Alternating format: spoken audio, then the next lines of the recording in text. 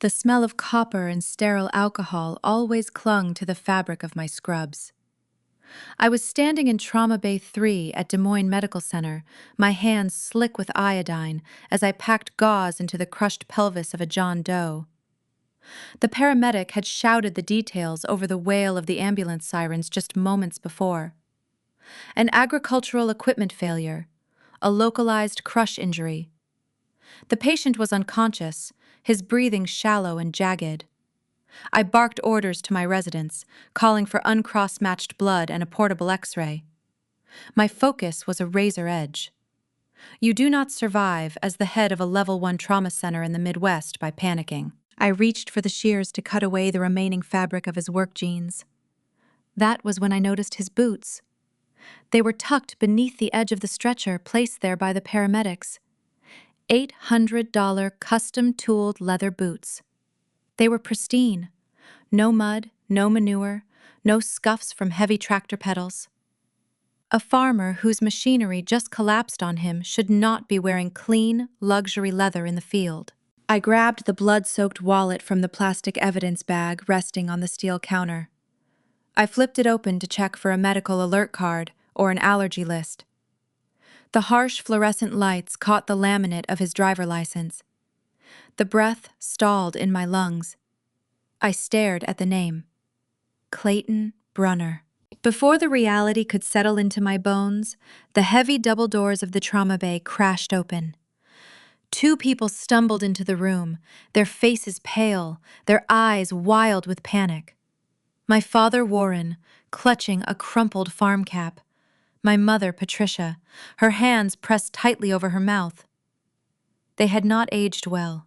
6 years ago, Warren stood in the driveway of our farmhouse, looked me dead in the eye, and told me that medicine was a hobby for girls who did not want to work. He refused to co-sign my student loans, funneling every spare cent of the family savings into Clayton's failing agricultural supply business instead. He told me that if I walked out to chase a pipe dream, I should not expect a family when I failed. I am Dolores, and I built a healthcare empire out of the ashes they tried to bury me in. Before I tell you exactly how I destroyed the lies they built around my stolen name, tell me this. Have you ever been the invisible child in your own home? Drop your age in the comments and let me know if you are listening to Amanda Told Stories today, because you know exactly how it feels to be erased by the people meant to protect you.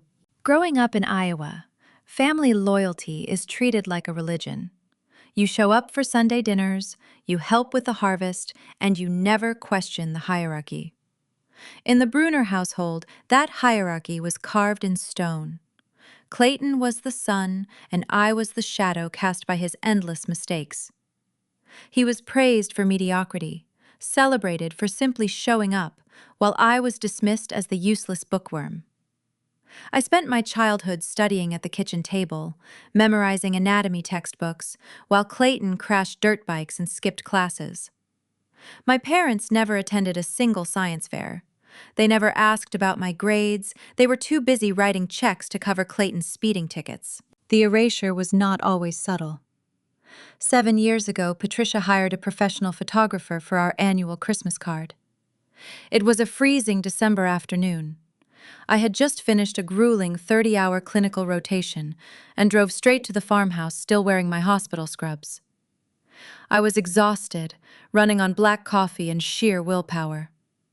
When the printed cards arrived in the mail 2 weeks later, I stared at the glossy paper in disbelief. I had been cropped out entirely. Just Warren, Patricia, and Clayton standing on the porch in their matching beige sweaters. When I asked Patricia why I was missing, she did not even look up from her crossword puzzle. She waved her hand dismissively and said my blue scrubs ruined the aesthetic of the photo. That was the day I understood I was not a daughter to them. I was a prop that failed to match the furniture. The final fracture happened a year later. I had secured a spot in one of the most competitive surgical residencies in the country. The only hurdle was a final private loan to cover my relocation and living expenses. My credit was stretched to the breaking point from medical school. I needed a co-signer. I drove to the farmhouse on a Tuesday evening, the paperwork tucked carefully in a manila folder. The air inside smelled of roasted chicken and stale beer. Warren sat at the kitchen table, his boots propped on a chair. Clayton sat across from him, laughing about a brand new pickup truck he had just dented backing out of a dealership lot. Warren was writing him a check to cover the deductible. I placed my folder on the table. I explained the residency. I explained the loan.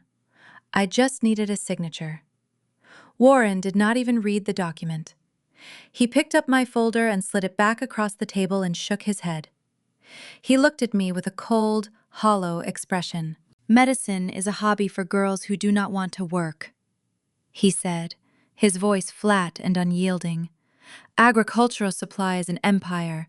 Your brother is building something real. We are not wasting money on a piece of paper that will never pay the bills." Patricia stood at the sink washing dishes. She did not turn around. She just chimed in with her usual sharp tone. "You always think you are better than us, Dolores. You read too much. You are useless on a farm, and you will be useless in a hospital. Stop asking for handouts and get a real job." I did not argue. I did not scream. I took my folder, walked to my childhood bedroom, and packed a single duffel bag. I left that night with a mountain of private, high-interest debt and a quiet, burning resolve. I spent the next 6 years surviving on vending machine sandwiches and sleeping in empty on-call rooms. I worked until my hands cramped and my vision blurred. I climbed the ranks of the medical field with a relentless focus, earning every title, every accolade, and every ounce of respect I received. They never called. They never texted. They spent 6 years pretending I did not exist. Now they were standing mere feet away from me in Trauma Bay 3. The monitors chirped a steady, urgent rhythm, echoing off the tile walls. The ventilator clicked, forcing air into Clayton's lungs. Warren and Patricia stood frozen in the doorway, blocking the path of an incoming nurse. Their eyes darted from the bloody stretcher to the organized chaos of the trauma team, and finally, to me. I stood perfectly still. I was wearing a yellow protective gown, a surgical mask pulled down around my neck, and latex gloves stained with their golden child's blood. My badge was flipped backward, hiding the bold black letters etched into the plastic. Patricia stepped forward, her expensive leather handbag clutched tightly against her chest. I noticed the designer logo immediately. It was a sharp contrast to the narrative of the struggling farming family they always projected. The raw panic in her eyes twisted into a familiar, rigid glare as she processed my presence. She did not ask if Clayton was going to live. She did not ask about his injuries. She looked at me, her useless, invisible daughter, standing over her precious son, and her jaw tightened with indignation. The silence stretched between us, thick and suffocating, waiting for the first spark to ignite the room. The heavy metal doors swung shut, sealing the trauma bay in a tense, rhythmic hum of medical machinery. Patricia stood frozen, her manicured fingers gripping the strap of her designer purse so tightly her knuckles turned pale white. She did not look at the dark blood pooling beneath the steel stretcher. She did not look at the jagged tear in her son's work shirt. Her eyes locked onto me, calculating, evaluating, and instantly rewriting the narrative to suit her own reality. "Dolores." She snapped the word, biting through the sterile air like winter frost. "What on earth are you doing in here?" I did not flinch. I kept my gloved hands pressed firmly against the heavy gauze packing Clayton's abdomen. The metallic scent of copper hung thick in the room, mixing with the sharp chemical bite of surgical prep solution. My brother looked incredibly pale, his skin carrying a gray, translucent quality that signaled severe systemic shock. His heart rate charted an erratic, dangerous path on the screen above us. Applying direct pressure to a severe hemorrhage, I replied, my voice stripped of any emotional inflection. Patricia scoffed. She actually scoffed, Her golden child was bleeding out on a steel table, and her primary concern was my tone of voice. She stepped closer, her expensive heels clicking sharply against the linoleum floor. The sound transported me instantly back to the farmhouse kitchen, to the rhythmic tapping of her spoon against a coffee mug whenever she prepared to deliver a lecture on my endless inadequacies. "You disappear for 6 years," Patricia began, her voice rising in pitch, adopting that familiar, punishing cadence. "Not a single phone call. Not a holiday visit. You throw a childish tantrum over a simple financial decision, abandon your own family, and now you decide to show up wearing a costume to play nurse while your brother is suffering?" The gaslighting was seamless. She genuinely believed her own fiction. In her mind, my forced eviction was nothing more than a stubborn phase I had chosen to spite them. She conveniently erased the night they handed my college savings to Clayton. She erased the cruel laughter. She framed my desperate survival as a deliberate insult to her parenting. She looked at my protective gown and saw only a rebellious teenager seeking attention, incapable of grasping that the woman standing before her held her son's life in her hands. Warren moved up beside her, his large frame casting a long shadow across the bright room. He was weathered by the sun, wearing a heavy canvas jacket that smelled faintly of diesel fuel and stale tobacco. He looked down at my yellow protective gear, his lips curling into a familiar, dismissive sneer. "Step away from him," Warren demanded, his voice thick with unearned authority. I ignored the command. I turned my head slightly toward the senior resident standing on the opposite side of the bed. "Push another unit of O negative. We need to stabilize his mean arterial pressure before we transport him to the surgical suite.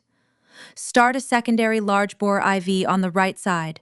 The resident nodded, moving swiftly to execute the order. Warren watched the exchange, his brow furrowing deep trenches into his forehead.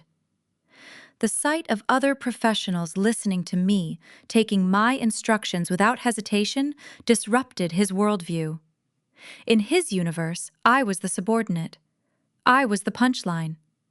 I was the girl who needed to be put in her place so Clayton could shine. "Did you not hear me?" Warren barked, taking another step forward, invading my clinical space. "I said, step away from my son. We do not need some disgruntled orderly pretending she knows what is going on. You have no right to touch him after the way you turned your back on this family." I reached for a small penlight from my breast pocket. I leaned over Clayton, lifting his heavy eyelids to check his pupillary response. Sluggish, but reactive. He was deep under his body, fighting a losing battle against the internal trauma. I felt the familiar clinical detachment settle over me, a protective armor I had forged during countless grueling nights in the emergency ward. I was no longer the scared girl begging for a cosigner on a loan. I was the apex predator of this trauma bay, and my parents were trespassing in my domain. "Your son suffered a catastrophic crush injury," I stated, keeping my eyes fixed on the task at hand. "His pelvis is shattered. He has significant internal bleeding. If I step away right now, he will bleed to death on this table before you can finish your next sentence." Patricia gasped, her hand flying to her chest in a dramatic display of maternal shock. She looked at Warren, seeking validation, demanding that he put me back in my designated place. Warren's face darkened into a deep mottled red. He hated being corrected. He hated being managed. He reached out his thick, calloused hand, hovering just inches from my shoulder, intending to physically shove me aside. "Listen here," Warren growled, lowering his voice into a threatening register meant to intimidate. "I do not care what little medical assistant program you managed to finish. You are not treating my boy. I want the real doctor in charge. I want the head of this department down here right now. I want someone who actually knows what they are doing." I finished taping the secondary line to Clayton's arm. I discarded my bloody gloves in the red biohazard bin and pulled a fresh pair from the wall dispenser. The snap of the latex echoed sharply in the small, quiet room. I turned to face my parents fully for the first time. I looked at Warren's weathered, angry face, noting the slight tremor in his jaw. I looked at Patricia, wrapped in her designer cashmere, clinging to the illusion of control. They had spent decades building a reality where they were the flawless architects of a successful agricultural dynasty, and I was the defective foundation they had to hide. They looked at my yellow gown and saw a failure trying to overstep her bounds. They could not fathom a world where I had succeeded without their permission. They could not comprehend that the girl they deemed useless had spent the last 6 years building an unassailable fortress of expertise. The monitors continued to beep, a steady reminder of the ticking clock. The room felt suspended in a vacuum of unspoken history. I opened my mouth to respond, ready to explain the exact parameters of hospital security and how quickly I could have them escorted by armed guards to the parking lot. I was ready to draw the first concrete boundary of our new dynamic. Before the words could form in my throat, the heavy double doors swung open again. The head trauma nurse, a seasoned veteran named Diane, rushed into the room, carrying a thick stack of printed laboratory results. Her eyes scanned the crowded space, bypassing Warren and Patricia entirely. She marched straight toward the stretcher, her focus singular and urgent, entirely unaware of the toxic family history thick in the air. Diane stopped short, noticing the heavy tension, the rigid posture of the strangers, blocking the bed and the backward badge hanging from my collar. She glanced at the heart monitor, then down at the chart in her hand, piecing together the chaotic dynamic in a fraction of a second. She took a deep breath, looked directly into my eyes, and spoke loud enough for every single person in the room to hear. "Excuse me, wait, are you the new chief doctor?" The question posed by the head trauma nurse hung in the sterile air of the room, vibrating with a heavy, inescapable truth. Diane stood in the doorway with the printed laboratory results in her hand, waiting for my confirmation. She had no idea she had just detonated a bomb in the center of my family. I looked at Diane and gave a single, curt nod. "Yes, Diane, I am the chief of medicine. Please prepare the surgical suite for an immediate pelvic reconstruction." Diane nodded back, professional and swift, pivoting on her heel to execute the order. The double doors swung shut behind her, leaving me alone, once again, with the two people who had spent my entire life trying to erase me. I watched Patricia closely. Her face underwent a fascinating, chilling transformation. The rigid, indignant fury that had contorted her features just seconds prior melted away. The color rushed back into her cheeks, her posture softened, her shoulders dropping from their defensive hunch. The toxic chameleon was adapting to her new environment. She realized instantly that the daughter she had thrown away was no longer a useless prop. I was a person wielding immense structural power. I held the keys to the hospital, to the surgeons, and to the narrative. The Midwestern polite facade dropped back into place, but this time it was weaponized. Patricia took a step forward, her expensive leather heels clicking softly. She reached out, attempting to place a warm, maternal hand on my forearm. I stepped back just enough to let her hand grasp empty air. She did not miss a beat. She offered a saccharine, manufactured smile that did not reach her calculating eyes. "Chief Dr. Patricia said, her voice dripping with a sudden, cloying sweetness. "Well, isn't that just incredible? We always knew you had it in you, Dolores. We were just tough on you to build your character. We wanted you to fight for your dreams. Look at what you have accomplished." The sheer audacity of her revisionist history made my skin crawl. She was attempting to take credit for the very success she had tried to starve out of me. There was no apology for the 6 years of silence. There was no remorse for the financial ruin they had left me in. There was only a swift, cold calculation. I was no longer a disappointment. I was a resource. Before I could address the glaring hypocrisy, Patricia pivoted to her true objective. The hostility had vanished, replaced by a transactional warmth that felt far more dangerous. Since you are running the show here, Patricia continued, lowering her voice into a conspiratorial whisper, we need to arrange a few things for your brother. Clayton is going to need the best care possible. I want him moved to one of those private, VIP recovery suites on the 4th floor. The ones with the nice windows. And regarding the surgical bills, well, you know how tight things are with the farm right now. You can just wipe those charges, right? A little professional courtesy for your own flesh and blood. I stared at her, marveling at the boundless entitlement. They had exiled me for asking for a simple loan signature, yet she stood in my trauma bay demanding I commit federal billing fraud to save them a few $1,000s. I did not raise my voice. I did not show an ounce of the fury boiling in my chest. I turned my attention back to the clinical monitors reaching up to adjust the flow rate on Clayton's intravenous drip. I watched the clear fluid fall steadily into the plastic chamber, setting a firm, unyielding boundary. Hospital billing is managed by a third-party financial administration, I said, my tone clinical and detached. I do not have the authority to waive surgical costs. Even if I did, overriding financial protocols for a family member is a direct violation of medical ethics. Clayton will be assigned a standard recovery room based on current ward capacity. The saccharine smile slid right off Patricia's face, replaced by a cold, hard line. She looked at Warren silently, demanding he intervene. Warren stepped forward, his heavy boots scuffing the linoleum. He hated being told no, especially by me.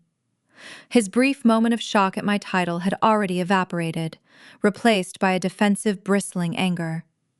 He felt emasculated by the sterile environment, by the nurses following my orders, and by his own inability to control the situation. You are doing this on purpose, Warren. Accused, pointing a thick, calloused finger at my chest. You are sitting on your high horse, punishing your own brother over a petty disagreement from years ago. You are vindictive, Dolores.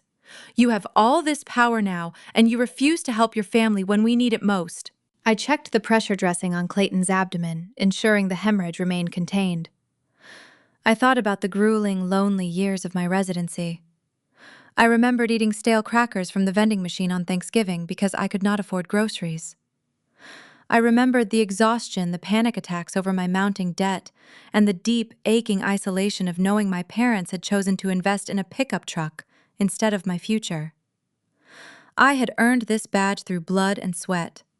They expected me to risk my medical license for a free room upgrade? I am treating a critical trauma patient according to strict state protocols, I replied, meeting Warren's furious gaze without blinking. If your agricultural empire is as successful as you always claimed, meeting a standard medical deductible should not be an issue for you. Warren's face flushed a deep crimson. He opened his mouth to shout, to unleash the kind of booming, authoritative rage he used to deploy in our farmhouse living room. But the heavy doors swung open, cutting him off. A team of surgical nurses and a transport orderly pushed into the room, moving with practiced efficiency. They unlocked the wheels of Clayton's stretcher, preparing to move him to the operating theater. Warren and Patricia were forced to step back against the wall, marginalized by the swift current of medical necessity. They watched in silent, helpless frustration as their golden boy was wheeled out of the trauma bay, leaving them behind. I peeled off my yellow protective gown, tossing it into the biohazard bin along with my gloves. The immediate crisis was over. Now I needed to complete the administrative transfer. I walked over to the charting station and picked up a digital tablet. I needed to verify Clayton's intake information to ensure the surgical team had the correct insurance routing codes for his post-operative care. I swiped past the trauma notes and opened the financial administration tab. I expected to see a standard high-deductible agricultural policy listed under Bruner Farms. Instead, the screen displayed a premium, top-tier state employee health plan. I frowned, my finger hovering over the glass. A failing rural farmer should not possess an elite government-subsidized insurance policy. It did not fit the narrative. I tapped the screen, expanding the employer profile attached to his insurance file. The employer was not listed as Bruner Farms. It was listed as the Iowa Rural Wellness Initiative. The job title beneath Clayton's name read Chief Executive Officer. My pulse hitched. I read the words 3 times, trying to make sense of the data. Clayton barely passed high school biology. He possessed zero background in healthcare administration, public health, or corporate management. He was a farmhand who spent his weekends drinking beer and crashing dirt bikes. There was no logical universe where he had been appointed as the chief executive of a state-funded medical initiative. I scrolled further down the page, pulling up the official state charter documents linked to the insurance profile. To operate any form of subsidized wellness clinic in the state of Iowa, the government required a fully licensed medical director to be listed on the foundational charter. This director assumed full legal and ethical responsibility for the clinic's operations. I swiped to the bottom of the digital document, searching for the name of the physician who had signed off on Clayton's fraudulent enterprise. My breath caught in my throat. The room seemed to tilt on its axis. The humming of the hospital machinery faded into a distant ringing static in my ears. There, printed in crisp, undeniable black text alongside a registered state medical license number, was the mandated medical director, Dr. Dolores Brunner. The digital tablet felt like a block of lead in my hand. I turned away from the charting station, leaving the bright, chaotic energy of the trauma bay behind me. The fluorescent lights lining the corridor buzzed with a low, constant hum, casting long, stark shadows across the polished linoleum floor. I bypassed the main nurse's station, keeping my posture straight and my steps measured. Panic is a luxury a trauma surgeon cannot afford. When you spend your life repairing shattered bodies, you learn how to compartmentalize the most visceral forms of horror. But the horror blooming in my chest was not physical. It was administrative, cold, and meticulously engineered by my own blood. I reached the frosted glass door of my office, swiped my security badge over the scanner, and stepped inside. The heavy oak door shut behind me, the deadbolt sliding into place with a satisfying final click. It sealed me away from the clinical demands of the hospital, leaving me alone in the quiet hum of the ventilation system.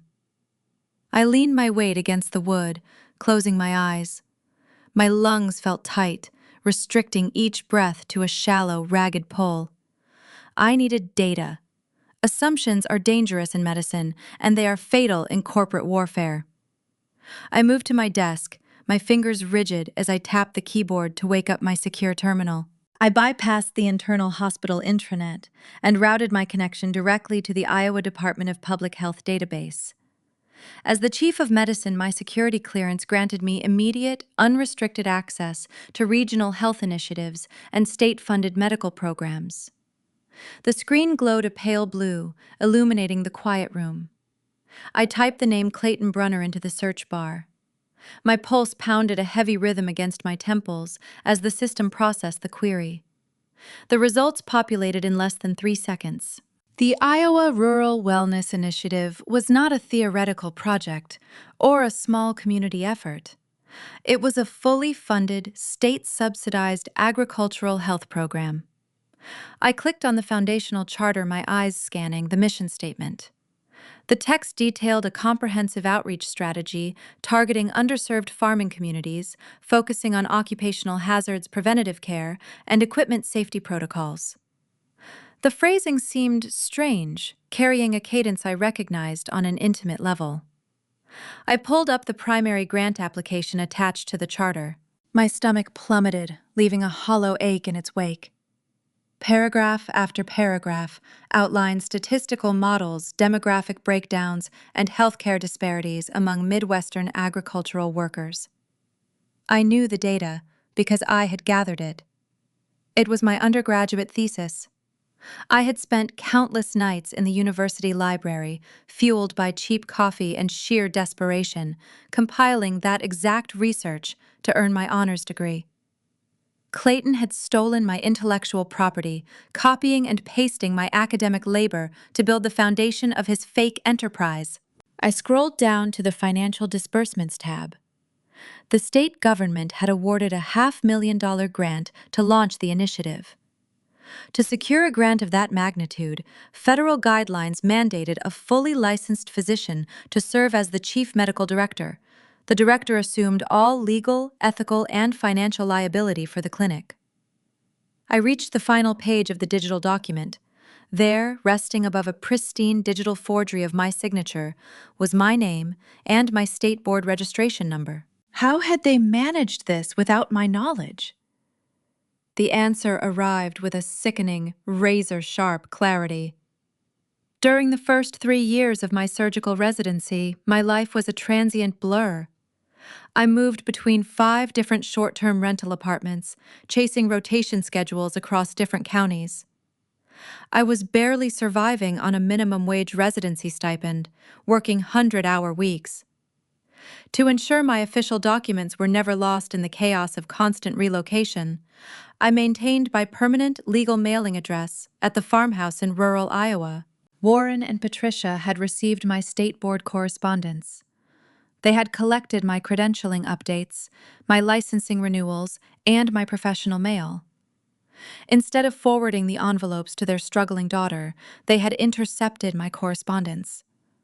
They had opened my private mail, extracted my license numbers, and handed them directly to Clayton. They had weaponized my identity to bypass the state regulatory board. I stared at the glowing screen, visualizing the timeline of their betrayal. I spent those years sleeping on vinyl cots in windowless, on-call rooms, waking up to the smell of industrial bleach and stale hospital food. I rationed packets of instant oatmeal to stretch my meager grocery budget, ignoring the persistent burning ache in my feet from standing through back-to-back vascular surgeries. The memory of a 30-hour shift where I fell asleep standing up in an elevator flashed through my mind, contrasting sharply with the image of Clayton laughing over a new dent in his pristine truck. While I was drowning in educational debt and physical exhaustion, my family was cashing government checks issued under my stolen credentials. Clayton had used my hard-earned medical license to purchase $800 leather boots and luxury pickup trucks. Patricia had paraded around the hospital waiting room, clutching a designer handbag funded by my stolen thesis. Warren had financed his agricultural operations using the very career he had once called a useless hobby for girls who did not want to work. They did not push me away because I was a failure. They pushed me away to ensure I would never be close enough to notice they were robbing me blind. A hot, blinding heat threatened to rise in my throat, but I forced it down. Emotional outbursts are reckless. Screaming at liars only provides them the opportunity to invent better lies. Anger must be refined into a sharp, precise instrument. I did not storm back to the trauma ward to confront them. I would not give them the satisfaction of a reaction. Instead, I began downloading every piece of evidence. My fingers flew across the keyboard.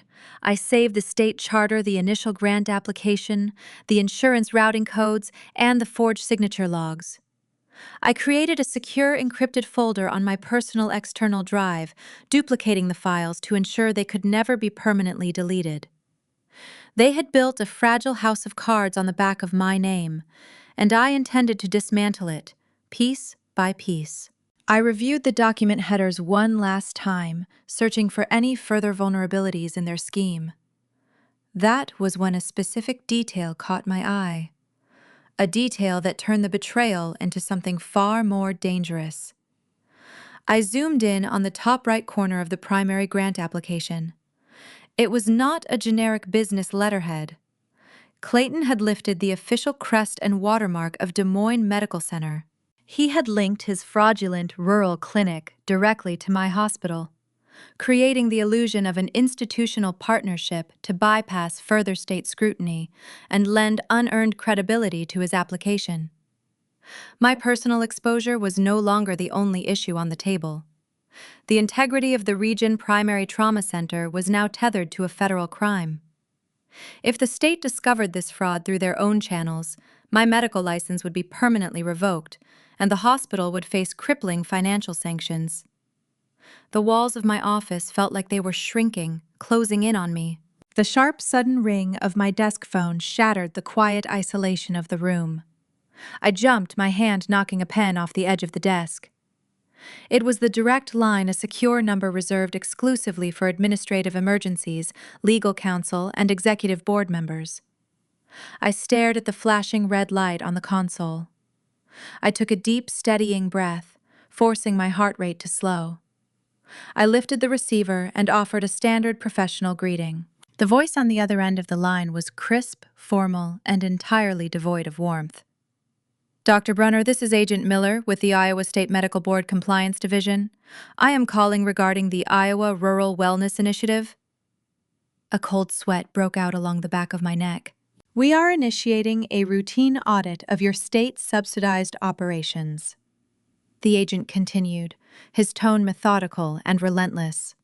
Given the institutional partnership listed on your foundational charter, we need to schedule a formal interview regarding your oversight of Chief Executive Officer Clayton Bruner. The voice of the state compliance agent echoed through the receiver, demanding a response. I held the phone tighter, the smooth plastic digging into my palm. My mind raced through a dozen different disaster scenarios, but my tone remained steady, anchored by years of delivering catastrophic news to grieving families. I told Agent Miller that my clinical schedule was currently overloaded with an incoming mass casualty situation, which was partially true, given Clayton's arrival. I requested 48 hours to coordinate my calendar for a formal administrative interview. The agent agreed, his voice indicating this was standard procedure, entirely unaware he had just handed me a ticking clock. I placed the receiver back onto the cradle. The red light stopped flashing. The quiet of my office returned, but it felt suffocating now. I had less than 2 days before the state of Iowa realized the chief medical director of their $500,000 initiative had never set foot inside the rural clinic. My cell phone vibrated against the mahogany desk, a harsh, jarring buzz. The screen lit up with a text message from Patricia. "Meet us at the roasting company across the street. We need to discuss your brother's clinic. Now." There was no question mark. It was a command, delivered with the same arrogant expectation of obedience they had always used. I stared at the glowing letters. They knew. Warren and Patricia were fully aware of the impending audit, and they had engineered this entire confrontation. I did not reply to the text. Instead, I unlocked my phone and navigated to a hidden application buried deep in my utility folder. During my residency, a senior attending physician had once tried to alter a patient chart to cover a surgical error, attempting to blame the mistake on me. I survived that ordeal by documenting every single interaction. I learned early that in high-stakes environments, your word is worthless without proof. I tapped the screen, activating the voice recorder. A small red dot appeared in the corner of the display. I slipped the phone into the deep pocket of my scrub jacket, ensuring the microphone remained unobstructed. The walk from the hospital lobby to the coffee shop across the street took less than 3 minutes, but the biting Midwestern wind cut right through my thin scrubs. The sky was an unforgiving flat gray, typical of early winter in Des Moines. I pushed open the heavy glass door of the cafe. The rich, dark scent of roasted espresso beans and toasted sourdough rushed over me, a sharp contrast to the sterile, metallic smell of the trauma bay. The shop was crowded with medical students, off-duty nurses, and local professionals hunched over glowing laptops. I spotted Warren and Patricia immediately. They were tucked into a corner booth near the back, far away from the large front windows. They looked starkly out of place amid the urban chatter. Warren sat rigidly, his broad shoulders hunched, his hands wrapped tightly around a white paper cup. Patricia was staring at the entrance, her posture tight and defensive. I walked toward their booth, my footsteps silent on the polished concrete floor. Neither of them offered a greeting as I slid into the wooden chair opposite them. The transactional warmth Patricia had displayed in the hospital was gone, replaced by a desperate, cornered tension. The masks had slipped. There was no more manufactured praise for the chief doctor. Warren did not waste time with pleasantries.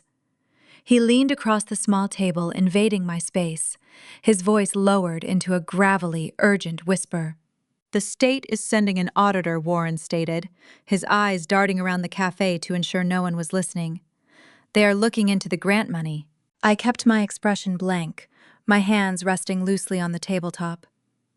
"How convenient that you know the internal schedule of the Iowa Department of Public Health," I replied, letting the silence stretch. "I wonder how a simple farmer from rural Iowa possesses such detailed federal insight." Warren ignored the bait. He reached inside his heavy canvas jacket and pulled out a thick manila folder. The sight of it sent a cold shockwave through my chest. It was an eerie, twisted mirror image of the night I had brought my student loan documents to the farmhouse kitchen table. Back then, I was the one begging for a signature to save my future.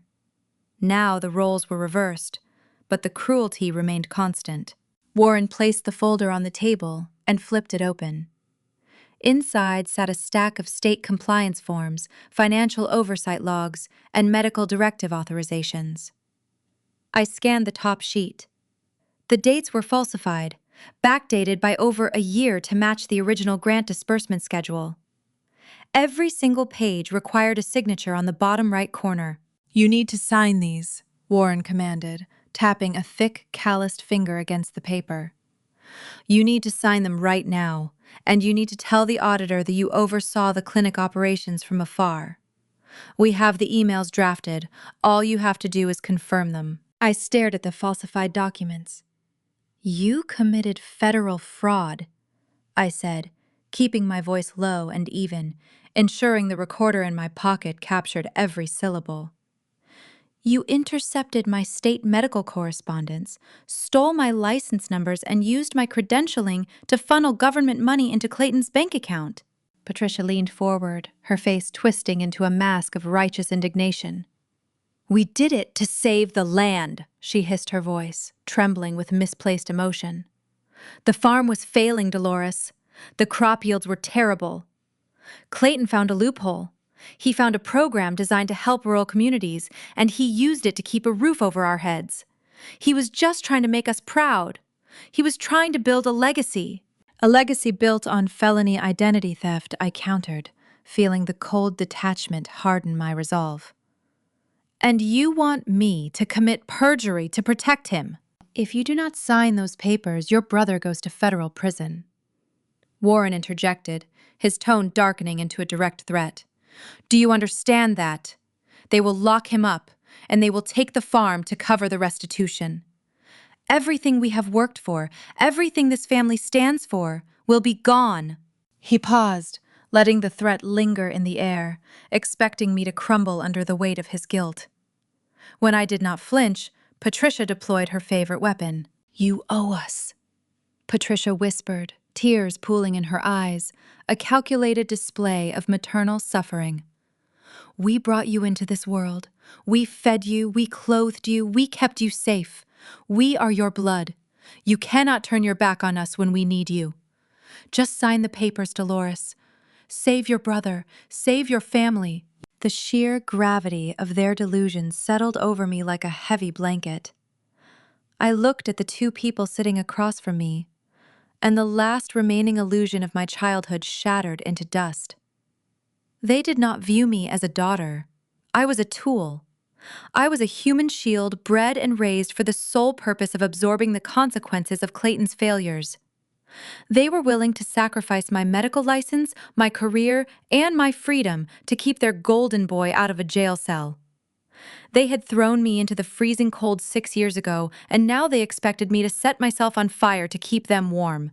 I looked down at the manila folder. I reached across the table and picked up the black ballpoint pen resting beside the documents. Warren exhaled a heavy sigh of relief. Patricia offered a weak, triumphant smile, believing she had successfully wrung the last drop of familial duty from my soul. They watched me click the pen, the small metallic sound sharp and final in the noisy coffee shop. I held the pen over the signature line. I felt the smooth plastic beneath my fingertips. I thought about the vending machine dinners, the crushing exhaustion, and the silent, lonely nights where I had built myself from nothing. I raised my head. I looked my father dead in the eye, watching the relief on his face curdle into confusion. I capped the pen with a sharp, definitive click. I slid the folder and the pen back across the table, pushing them until they bumped against Warren's white paper cup. I do not sign for strangers. The biting winter wind whipped across the pavement as I left the coffee shop, but I barely felt the chill. The distance back to the main entrance of Des Moines Medical Center was short, yet every step cemented the fracture between the girl I used to be and the physician I had become. My parents remained in that corner booth, clutching their forged papers and their manufactured outrage. They thought I was playing a game of chicken. They believed my refusal was a temporary rebellion, a stubborn phase that would eventually crumble under the weight of familial obligation. They fundamentally misunderstood the architecture of the life I had built. As I crossed the threshold into the heated lobby, the familiar scent of industrial floor wax and sterilized air wrapped around me like a protective cloak. My digital pager vibrated against my hip. I unclipped the device, glancing at the glowing green text. Room 412, Surgical Intensive Care Unit. Patient extubated. Conscious. The pelvic reconstruction had been a success. The surgical team had stabilized the internal hemorrhaging and pinned the shattered bones. Clayton was awake. I bypassed the crowded visitor elevators and swiped my badge at the staff service lift. Riding up to the 4th floor, I mentally prepared myself for the encounter. Treating relatives is always a treacherous landscape for any medical professional. The ethical guidelines strictly prohibit physicians from providing primary care to immediate family members to prevent emotional bias from clouding clinical judgment. Until this moment, my involvement had been limited to emergency trauma stabilization, which is legally permissible when life hangs in the balance. Now that Clayton was out of immediate danger, my role required a formal transition. I stepped off the elevator and walked down the quiet, dimly lit corridor of the surgical recovery wing. The nurses stationed at the central desk offered respectful nods as I passed. I paused outside room 412, sanitizing my hands at the wall dispenser. I pushed the heavy wooden door open and stepped inside. The room hummed with the rhythmic, steady sounds of post-operative monitoring. Clayton lay in the center of the mechanical bed, his head propped up by thin hospital pillows. His skin was pale, stripped of the ruddy, sun-baked color he usually carried. A clear oxygen cannula rested beneath his nose, and several intravenous lines snaked from his arms to the fluid bags hanging beside the bed. Despite the brutal physical toll of the farming equipment accident, the innate, suffocating arrogance radiating from his posture remained perfectly intact. He turned his head as I approached the foot of the bed. His eyes, hazy from the heavy doses of morphine, blinked rapidly as he tried to focus. He looked at my scrubs, then upward, his gaze snagging on the laminated badge clipped to my collar. The bold black letters spelling Chief of Medicine seemed to burn a hole through his retinas. A slow, crooked smirk stretched across his pale face. "Well," Clayton rasped, his voice rough and dry from the breathing tube. "Look at you, playing the big boss in the fancy hospital." I did not offer a comforting smile. I did not ask about his pain levels. I retrieved the digital charting tablet attached to the end of his bed and woke the screen, pulling up his post-surgical vitals. Blood pressure was stabilizing, heart rate was elevated but within expected parameters. I heard Warren was down in the lobby making a scene. Clayton continued, shifting slightly and wincing as the movement pulled his fresh sutures. "He said you were throwing your weight around, trying to make us look bad. I guess they needed to fill some diversity quota for the executive board, right? Put a woman in charge to make the hospital look progressive? Good for you, Dolores. Right place, right time." His casual cruelty was a familiar song. Growing up, Clayton never earned a single victory on his own merit, which meant he had to constantly diminish the achievements of everyone around him to protect his fragile ego. When I won the state science fair in high school, he told our relatives the judges only picked my project because they felt sorry for the boring girl with no friends. When I received my acceptance letter to a prestigious pre-medical program, he laughed and said the university must have lowered their admission standards. He lived in a perpetual state of unearned superiority, banking on the world to hand him trophies just for breathing. "You survived a catastrophic crush injury," I stated, keeping my eyes fixed on the digital chart. "The orthopedic team rebuilt your pelvis with titanium plates. You are lucky you did not sever your femoral artery in the field." Clayton rolled his eyes, unimpressed by the gravity of his own survival. "Yeah, well, tractors break. I will be back on my feet in a few weeks. But right now, I need you to do something for me." His tone shifted, dropping the mocking banter and adopting a sharp, demanding edge. It was the same voice he used when ordering farmhands to clean up his messes. "Warren told me about the audit," Clayton said, glancing toward the closed door to ensure we were alone. "The state is poking around the wellness initiative. I need your laptop, or your security login, whatever you use to access the health department portal. I need to get into the system and wipe the digital footprint of the grant application before the inspector arrives on Friday." The sheer audacity of the demand echoed in the sterile room. He was lying in a hospital bed, his body held together by surgical steel, and his primary concern was enlisting me as an accomplice to cover up his federal crimes. "The application is locked in the state database," I replied, my voice cool and detached. "Attempting to delete those files using my credentials would generate an immediate security flag. It is digital suicide." "Then figure it out," Clayton snapped, his frustration bleeding through the narcotic haze. "You are the chief, right? Override the system. Use your fancy title for something useful. If that auditor sees the internal ledgers, I am ruined. They will seize the trucks, they will freeze the bank accounts, and they will throw me in a cell." "You forged my signature," I said, setting the tablet down on the rolling tray table. "You stole my license number. You used my undergraduate research to secure $500,000 from the government, and you funnel that money into your own pockets? You built a house of cards on my identity." Clayton let out a harsh, bitter laugh. "Oh, spare me the self-righteous lecture, Dolores. Nobody uses their real qualifications anymore. I needed the cash to keep the farm afloat, and you were not using that license for anything important back then anyway. I gave your name a purpose. You should be thanking me for putting you on a state charter." I stared at him, marveling at the profound depth of his delusion. He truly believed I existed solely to serve his needs. He viewed my medical degree not as an achievement, but as an unexploited resource he had every right to mine. "I am not deleting the files," I said, crossing my arms over my chest. "I will not compromise my career, my hospital, or my freedom to protect your fraud." Clayton's jaw tightened. The smirk vanished, replaced by a cold, calculating malice. He tried to sit up higher, grimacing in pain, desperate to reclaim the physical high ground he always relied upon to intimidate me. "You think you have a choice?" he hissed, his eyes narrowing into dark slits.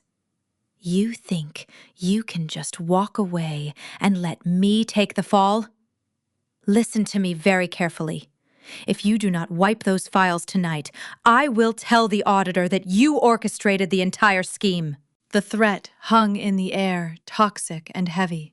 "I will tell them you approached me with the idea," Clayton continued, his voice dripping with venom. "I will say you used your inside knowledge of rural health disparities to draft the grant, and you begged me to act as the boots on the ground because you were too busy with your residency. I will testify that you forged your own signature to maintain plausible deniability. I will hand them emails, text messages, whatever I need to fabricate to prove you were the mastermind. Who do you think the state board is going to believe?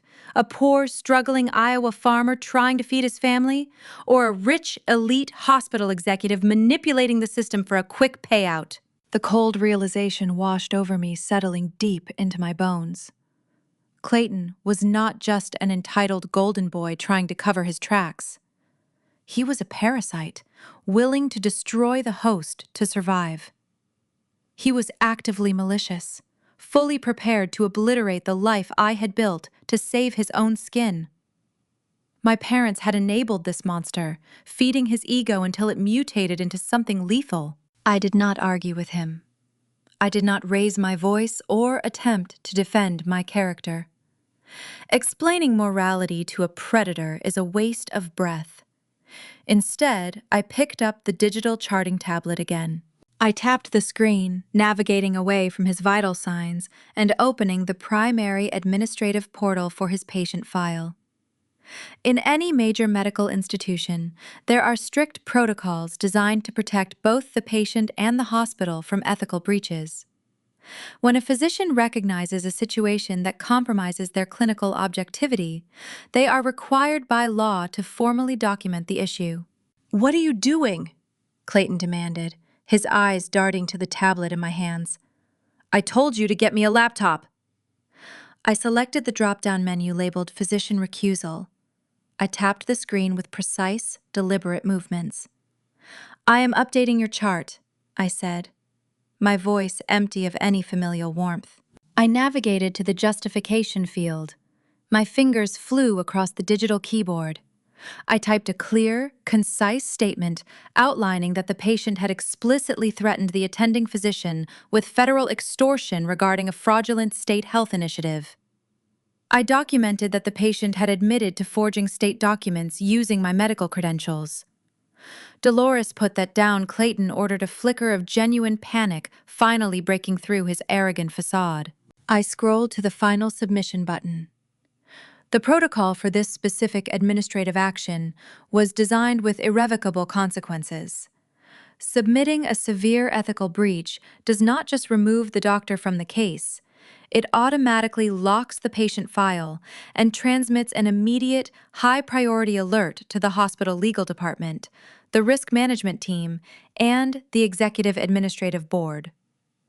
It creates a permanent, auditable digital trail that cannot be erased by anyone, not even the chief of medicine. I tapped Submit. The screen flashed green, confirming the recusal was locked into the central hospital server. I set the tablet back down on the tray table. I looked at Clayton, watching the realization dawn on his pale face as the digital chime echoed from the hallway nurses' station, signaling a critical administrative flag on room 412. "You wanted me to use my fancy title for something useful," I said, taking a step back toward the door. "I just formally flagged your chart for a severe conflict of interest. The hospital administration is now legally obligated to investigate your background, your insurance, and your employment history. Risk management will be auditing your state charter before the sun goes down." Clayton stared at me, his mouth opening and closing as he struggled to find breath. The monitors beside his bed began to chirp faster as his heart rate spiked in sheer, unadulterated panic. "You did not just burn the bridge, Clayton," I said, pulling the heavy wooden door open. "You handed me the match." The executive wing of Des Moines Medical Center sat on the 9th floor, far removed from the chaotic symphony of the trauma wards. The air up here smelled of lemon polish and expensive espresso, a stark contrast to the iodine and bleach below. The carpets were thick, designed to absorb the frantic pacing of administrators dealing with high-stakes liabilities. I walked past a row of frosted glass offices, my posture rigid, my mind operating with a cold, singular focus. When dealing with predators, you do not fight them in the mud. You elevate the battlefield to a domain they cannot survive. I pushed open the heavy mahogany door belonging to the hospital general counsel. Marcus Thorne was a man constructed of sharp angles and relentless pragmatism. His job was to protect the institutional integrity of the hospital at all costs. He looked up from his sprawling mahogany desk, his silver pen pausing over a stack of contracts. He noted my rigid expression and immediately gestured to the leather chair opposite him. I sat down and placed my encrypted flash drive on the polished wood between us. I did not waste time with introductory pleasantries. I laid out the facts with the clinical precision of a surgical debriefing. I explained the forged state charter. I detailed the unauthorized application of the hospital watermark on federal grant submissions. I recounted the conversation I just had in room 412, where a patient attempted to extort a hospital executive to cover up a $500,000 embezzlement scheme. Marcus listened in total silence, his sharp gray eyes fixed on the flash drive. When I finished, he leaned back in his chair, pressing his fingertips together. The legal implications for the hospital were severe. If the state auditor arrived on Friday and discovered the fraud through their own channels, the institution could face crippling financial sanctions for failing to report a compromised medical director. "What is your directive?" Dr. Brunner Marcus asked, his tone measuring my resolve. "We can handle this quietly. We can deploy our internal investigators to pressure the patient into a voluntary dissolution of his clinic. We can mitigate the fallout before the state arrives." I shook my head. Trying to manage my family quietly was exactly what they relied upon.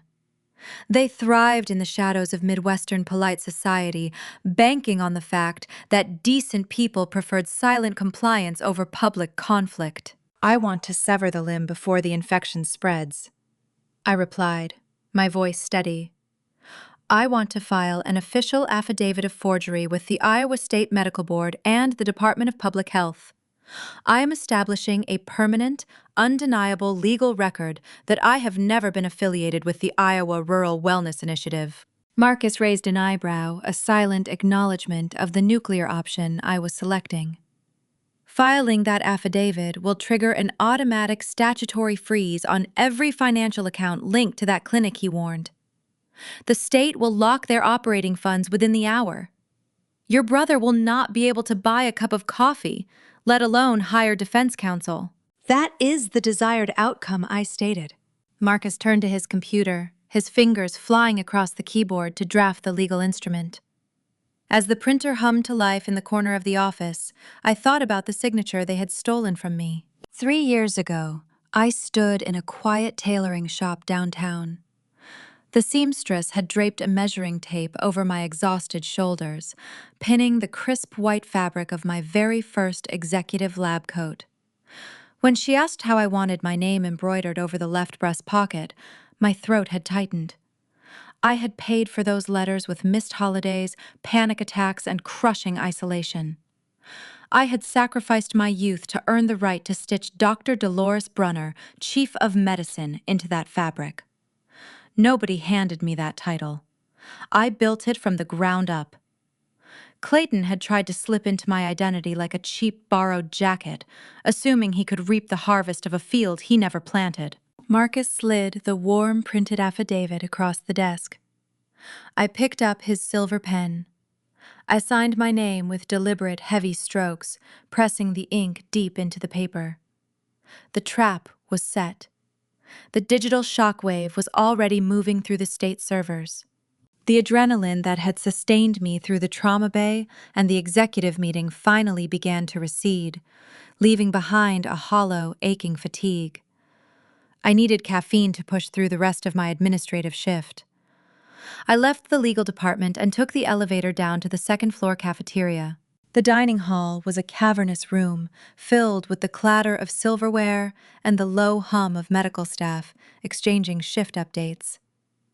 The air carried the comforting scent of roasted coffee beans and toasted bread. I joined the short line at the espresso counter, staring blankly at the digital menu board, letting my mind rest for a fraction of a second. "Dolores." The voice sliced through the ambient noise of the cafeteria like a jagged piece of glass. I turned slowly. Patricia was marching across the dining hall, her expensive leather handbag swinging at her side. Her face was flushed a dark, angry red. She had abandoned the quiet, manipulative whispers of the coffee shop. She was entering the escalation phase of her narcissistic rage, seeking an audience to validate her victimhood.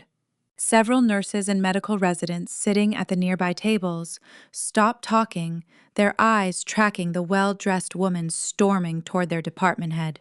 "You ungrateful monster," Patricia hissed, stopping just 2 feet away from me. Her voice was loud engineered to carry across the room. "We just spoke to the risk management team. They told us you flagged your own brother. They said you filed a formal complaint against him while he is lying in a hospital bed, broken in half." I kept my hands resting easily at my sides. When an aggressor attempts to provoke a public spectacle, the most devastating counterattack is total stillness. I did not raise my voice to match hers. I spoke softly, forcing her to strain to hear me. "I documented a patient attempting to extort a hospital official," I replied. "I followed standard ethical protocols." "Protocols," Patricia shrieked, throwing her hands in the air, playing to the silent, watching crowd of hospital staff. "He is your blood. He is your family. We sacrificed everything for you, and the second you get a little bit of power, you use it to stab us in the back. You have always been a cold, selfish girl. You ran away from us, and now you are trying to destroy the only son who actually stayed to help his parents." The cafeteria was dead silent now. The barista behind the counter stood frozen, holding a steaming pitcher of milk. Patricia fed on the silence, interpreting the lack of interruption as support for her performance. She took a step closer, pointing a manicured finger at my chest. "You are going to march back upstairs, Dolores. You are going to withdraw whatever lies you told that risk management board, and you are going to fix this. If you do not, you will never be welcome in our home again." I looked at her flushed face, noting the desperate, wild panic hiding just beneath her fury. She was trying to enforce rules for a game I was no longer playing. The threat of exile held zero leverage over a woman who had already built her own kingdom. "You revoked my invitation to your home 6 years ago," I said, my voice carrying a calm, resonant clarity. "I am not destroying your son, Patricia. I am simply refusing to absorb the consequences of his actions. I suggest you return to his room.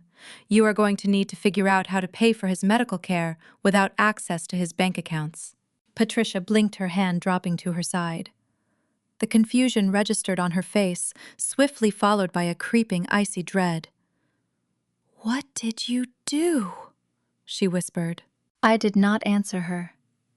I turned my back, paid the barista for my black coffee, and walked out of the cafeteria, leaving her standing alone in a sea of staring faces. I took the stairs back up to the surgical intensive care unit to brief the charge nurse on the incoming risk management audit.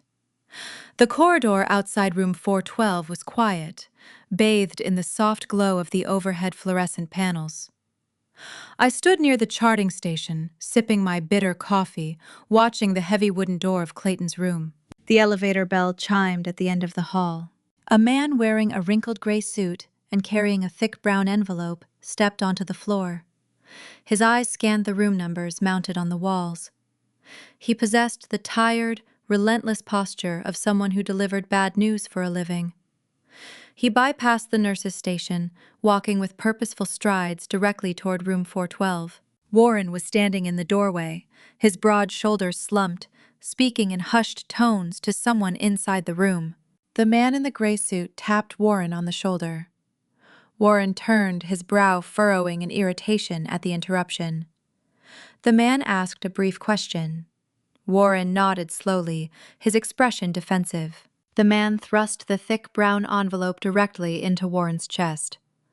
Warren instinctively raised his hands to catch it. "You have been served," the man said, his voice echoing clearly down the quiet corridor. Warren stared at the heavy stack of legal papers. I watched from the end of the hall as he tore open the flap, pulling out the official state documents. The color drained from his weathered face in real time. His hands began to shake as his eyes scanned the bold text of the injunction, realizing that the state of Iowa had just frozen every single asset his golden child had ever touched. The morning air in the physician parking garage felt unusually dense. I parked my sedan in my reserved slot, killing the engine, but the quiet offered no solace. My phone had been vibrating incessantly since dawn. I ignored the notifications, assuming they were standard automated alerts from the surgical schedule. As I walked through the glass revolving doors of the main lobby, the typical bustling energy of the morning shift felt fractured. Nurses who normally offered a warm greeting averted their eyes, pretending to study their clipboards. A pair of orthopedic residents fell silent the moment I stepped onto the elevator. The chill was palpable. I did not need to ask what had shifted the atmosphere. The answer waited on the polished mahogany desk in my office. Someone had left a printed copy of the Des Moines Register, folded open to the local news section. The headline spanned 3 columns in bold, unforgiving ink. A family torn apart. Local farmer fights for life while executive sister severs ties. I picked up the paper, the cheap newsprint transferring a faint smudge of ink to my fingertips. Beneath the headline rested a full-color photograph of Warren and Patricia standing outside the hospital entrance. Patricia held a crumpled tissue, her eyes red and tragic. Warren stood with his arm wrapped protectively around her shoulders, projecting the image of a weary, heartbroken patriarch. The article detailed a harrowing narrative of a hardworking agricultural family brought to its knees by a tragic equipment failure. It described Clayton as a dedicated community leader, running a rural wellness initiative, a man who gave everything to the land. The author then turned the focus onto me. The paragraphs painted a devastating portrait of a cold, calculated hospital executive who abandoned her rural roots for corporate prestige. Quoting anonymous family friends, the piece alleged that I was using a petty childhood grudge to medically and legally harass my critically injured brother. Warren was directly quoted in the final paragraph. "We just want our daughter back," he claimed. "We just want our family to be whole during this nightmare, but she is using her power to punish us." I set the newspaper down. The sheer audacity of the spin was breathtaking. Warren had always possessed a unique talent for manipulating the narrative. During my childhood, whenever the crops failed due to his own poor planning, he would stand at the front of the local town hall and spin a tragic tale of terrible weather and predatory banks. He always played the victim, rallying the community to offer extensions on his loans and free labor for his fields. He weaponized pity, transforming his own incompetence into a noble struggle. He was running his classic playbook, attempting to shame me into compliance by leveraging public opinion. My desk phone rang. It was not the standard internal line, it was the executive priority channel. Dr. Brunner, the voice of the executive assistant, sounded strained. "Dr. Cross requires your presence in the boardroom, immediately." Victor Cross served as the chief executive officer of Des Moines Medical Center. He was a former cardiovascular surgeon who traded the operating theater for the boardroom a decade ago. He operated with a singular priority: protecting the public image and financial stability of the hospital. A smear campaign in the largest newspaper in the state, accusing his chief of medicine of abusing her authority to target a rural farmer, was his worst nightmare. I picked up my encrypted tablet and walked down the hall to the executive suite. I did not rush. I kept my breathing steady and my posture unyielding. Entering a defensive meeting with a panicked executive requires the same energy as calming a coding patient. You control the room by remaining the calmest person in it. I pushed open the heavy double doors of the boardroom. Victor stood by the floor-to-ceiling windows, staring out at the gray city skyline. A copy of the newspaper rested on the long conference table. He turned as I entered, his sharp features drawn tight with stress. "Tell me you have a reasonable explanation for this," Victor said, gesturing toward the paper. The board of directors is fielding calls from local donors. The media is painting you as a tyrant, abusing hospital resources to settle a family dispute. We rely on rural community goodwill, Dolores. If the public believes our executives target vulnerable farmers, we lose our funding base. I need to know if you used your position to retaliate against your brother. I did not offer a defensive apology. I did not waste time trying to explain the emotional abuse I endured as a child. Corporate executives do not care about family trauma. They care about liability. I walked to the table and set my digital tablet down, connecting it to the primary projector screen on the wall. I did not retaliate against a vulnerable farmer, I stated, my voice echoing evenly off the glass walls. I protected this hospital from a federal indictment. I tapped the screen. The projector illuminated, displaying the foundational charter for the Iowa Rural Wellness Initiative. I highlighted the forged medical director's signature. I pulled up the primary grant application, zooming in on the top right corner. Victor adjusted his glasses, squinting at the screen. Is that our hospital watermark? Yes, I replied. My brother forged my medical credentials and illegally utilized our institutional letterhead to secure a $500,000 state grant. He committed felony fraud, intertwining his rural clinic with Des Moines Medical Center to bypass government scrutiny.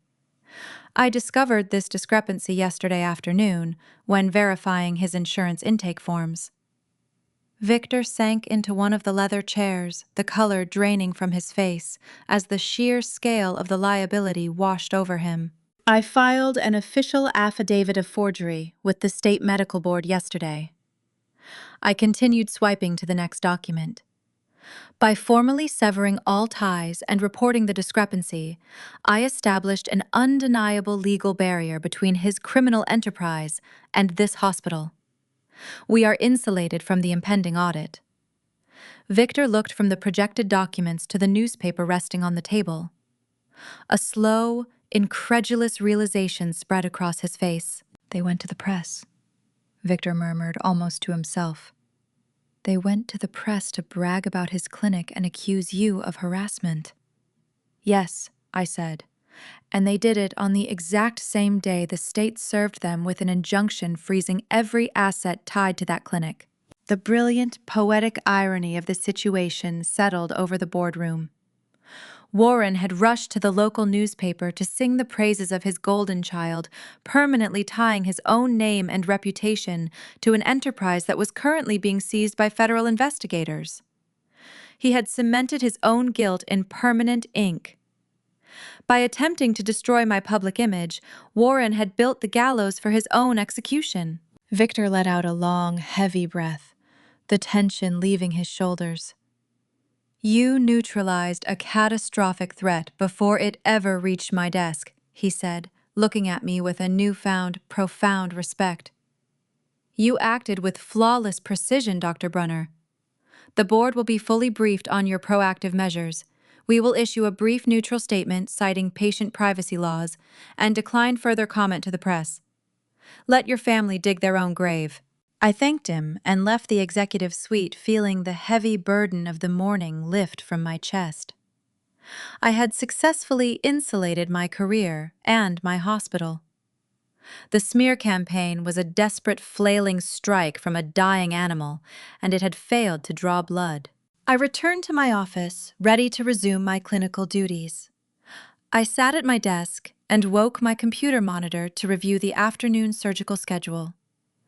Instead of the calendar, my internet browser refreshed automatically, pushing an urgent notification from the local news portal. The Des Moines Register had just published a breaking update to their morning article. I clicked the link, my eyes narrowing. Newspapers rarely issue immediate follow-ups unless forced by undeniable new evidence.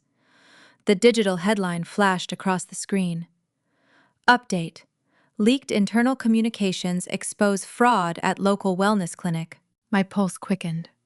I scrolled down the page. Someone had anonymously forwarded an encrypted data packet to the journalists.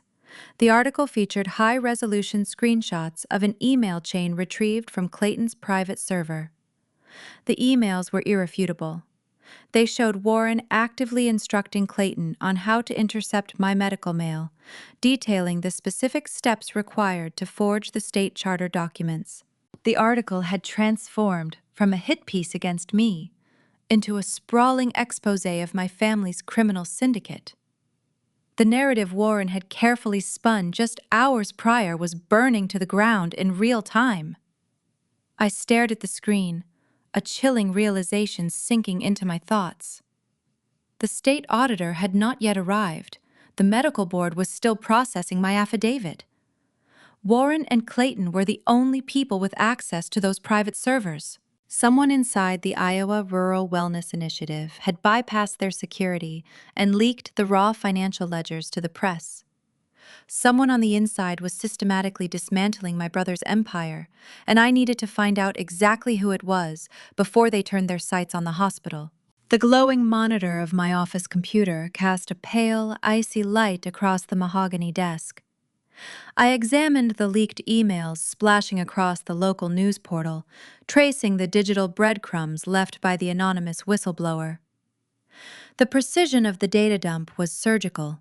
Someone inside the Iowa Rural Wellness Initiative possessed unfettered access to the encrypted communication channels between my father and my brother. They had bypassed administrative firewalls with the ease of a seasoned professional. A soft chime pulled my attention away from the browser. A new message materialized in my secure hospital inbox. The sender address consisted of a scrambled sequence of alphanumeric characters routing through a randomized proxy server.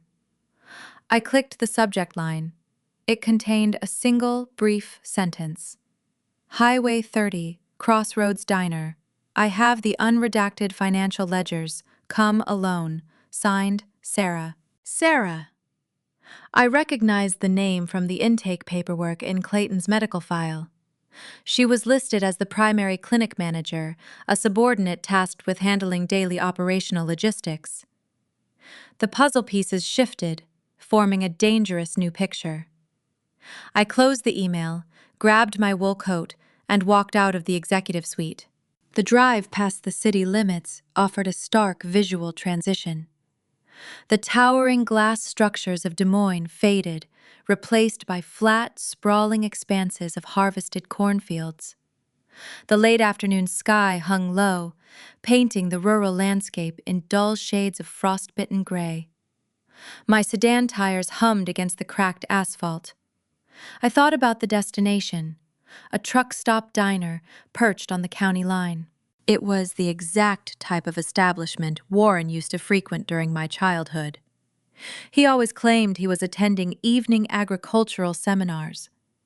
In reality, he spent those nights in the smoke-filled back rooms of feed stores and rural diners, gambling away our livelihood.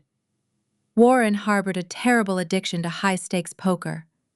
Whenever he lost the seasonal repair budget at the card table, he would return to the farmhouse, reeking of stale beer and cheap cigars, blaming predatory bank loans for our financial stress.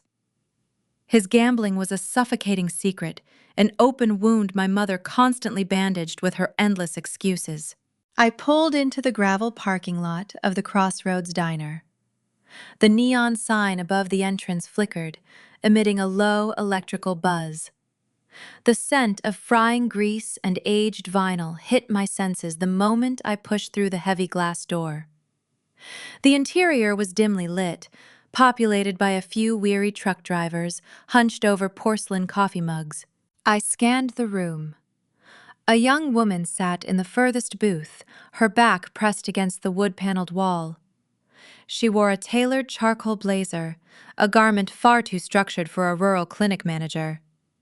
Her posture was impeccable, radiating a quiet, alert confidence. I approached the table and slid into the opposite side of the booth. "You are Dr. Brunner," Sarah stated, her eyes locking onto mine, evaluating my composure. "And you are the whistleblower, dismantling my brother's empire," I replied, keeping my hands resting flat on the sticky laminate tabletop. Sending classified internal communications to the press is a bold strategy for a clinic manager. Sarah did not smile. She reached into her leather briefcase and extracted a thick spiral-bound ledger. She set it carefully between us. "I am not a clinic manager," she said, her voice dropping to a low, measured register. "My name is Sarah Jenkins. I am a forensic accountant and an undercover investigator for the Iowa Department of Public Health." The revelation landed with the weight of a stone. The state auditor had not been scheduled to arrive on Friday. She had been embedded inside the operation for 6 months, silently gathering evidence from the inside out. "Your brother and your father are remarkably sloppy criminals," Sarah continued, tapping the cover of the ledger. "They treated federal grant money like a personal slush fund. I spent the last half-year documenting every fraudulent wire transfer, every phantom patient record, and every forged signature. I was building a comprehensive federal indictment." Then the timeline accelerated. "Why did you leak the emails to the press today?" I asked, studying her sharp, unyielding expression. "Why compromise a federal investigation with a media spectacle?" "Because Clayton was preparing to destroy you," Sarah answered, her gaze unblinking. "Yesterday morning, before his farming accident, your brother finalized a sworn affidavit drafted by a private attorney. He intended to preempt the upcoming audit by submitting a formal declaration to the state. His document named you as the sole architect of the Iowa Rural Wellness Initiative. He was going to claim you coerced him into acting as a local figurehead while you siphoned the funds to pay off your own medical school debts. He had fabricated a dozen email threads making it look like you were threatening to seize the family farm if he did not comply." The air in my lungs turned to ice. Clayton was not merely plotting a defensive lie. He had engineered a preemptive strike designed to ensure I would be stripped of my license and imprisoned before I even knew I was under investigation. He was going to bury me alive to build a bridge for his own escape. "When I realized he was moving to file those documents," Sarah explained, "I had to derail his narrative immediately. I leaked the real emails to the newspaper to establish his guilt in the court of public opinion. I needed to force the state to freeze his assets before he could weaponize his fabricated evidence against you. You struck first with your forgery affidavit this morning, which gave me the perfect opening to release the rest." I looked down at the ledger resting on the table. The sheer depth of their treachery was almost incomprehensible, yet entirely consistent with the people they had always been. "Open it," Sarah instructed softly. "Look at the highlighted expenditures from the past 3 months." I flipped the heavy cover. The pages were filled with columns of financial data. My eyes tracked the yellow highlighter marks scattered across the spreadsheet. I noted a specific line item titled Equipment Maintenance and Safety Upgrades. The designated budget contained $50,000 allocated to repair the heavy agricultural machinery used on the Bruner farm. The column adjacent to the safety budget showed a series of rapid, successive withdrawals. The funds had been systematically drained, leaving a zero balance. I traced the routing numbers across the page, following the money to its final destination. The cash was transferred into an untraceable offshore account under a holding company labeled consulting fees. "I recognize this routing structure," I murmured, my finger hovering over the paper. "This is a digital laundering service used by offshore gambling syndicates." Sarah nodded slowly. "Your father racked up a staggering debt with a private card ring operating out of Omaha. The collectors issued a final warning last month. To keep them from breaking his legs, Clayton drained the clinic's safety budget. He took the money meant to maintain the farm tractors and used it to pay off your father's gambling losses." The profound, terrifying poetry of the situation washed over me. I thought about the crushed pelvis, the shattered bone, the catastrophic failure of the hydraulic lift that had nearly ended Clayton's life yesterday afternoon. The accident was not a random act of misfortune. The tractor collapsed because it had been starved of critical maintenance. It failed because the funds required to secure the heavy machinery had been fed into a poker game. They did not just ruin their own reputation. Their corruption had physically crushed their golden child. The very greed they worshipped had folded the metal around his spine. I closed the ledger. I felt no triumph, only a stark, breathless clarity. The universe possesses a remarkable talent for balancing the scales when human justice falls short. "Take the ledger," Sarah said, pushing the book closer to me. "The state already has digital copies. I want you to have the physical proof. You are going to need it. Your father is a cornered animal, Dr. Brunner. He will not surrender quietly." I thanked her, sliding the book into my leather tote. I left the diner, the freezing wind stinging my cheeks as I walked back to my car. The drive back to Des Moines Medical Center passed in a blur of gray skies and silent cornfields. I held the undeniable proof of their destruction in my passenger seat. I parked in the physician lot and walked through the sliding glass doors of the main hospital entrance. The lobby was crowded with afternoon visitors, the ambient noise a comforting blanket of normalcy. I rounded the corner toward the central elevators, stopping dead in my tracks. Warren was standing in the center of the bustling atrium. He was not alone. Flanking him was a man wearing a cheap, ill-fitting pinstripe suit, clutching a glossy leather briefcase. The man exuded the desperate, predatory energy of a bottom-feeding defense attorney. Warren spotted me. His weathered face twisted into a mask of pure, unadulterated rage. He pointed a thick finger in my direction, ignoring the stares of the surrounding patients and hospital staff. The sleazy attorney stepped forward, reaching into his suit jacket.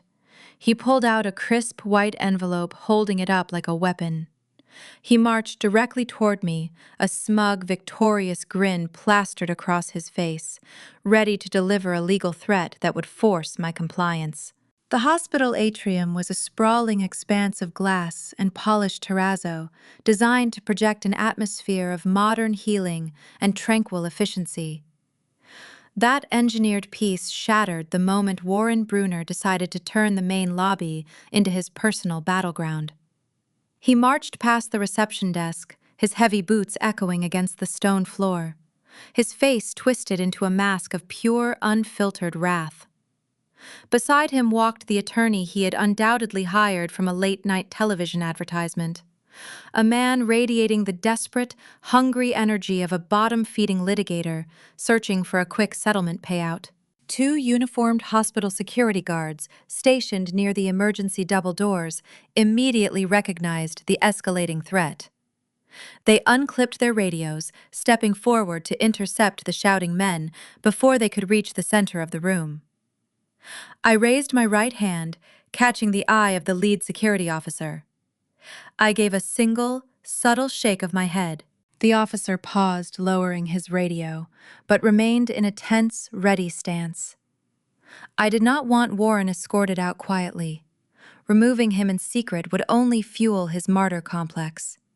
He had spent his entire life dominating rural dining rooms and kitchen tables with his booming voice, relying on volume and intimidation to force compliance. He had come to my hospital to publicly humiliate me, banking on the assumption that a respected medical executive would shrink away to avoid a scandalous scene. I intended to give him the exact audience he sought. I stood my ground near the center of the atrium, my hands resting loosely in the pockets of my long white coat.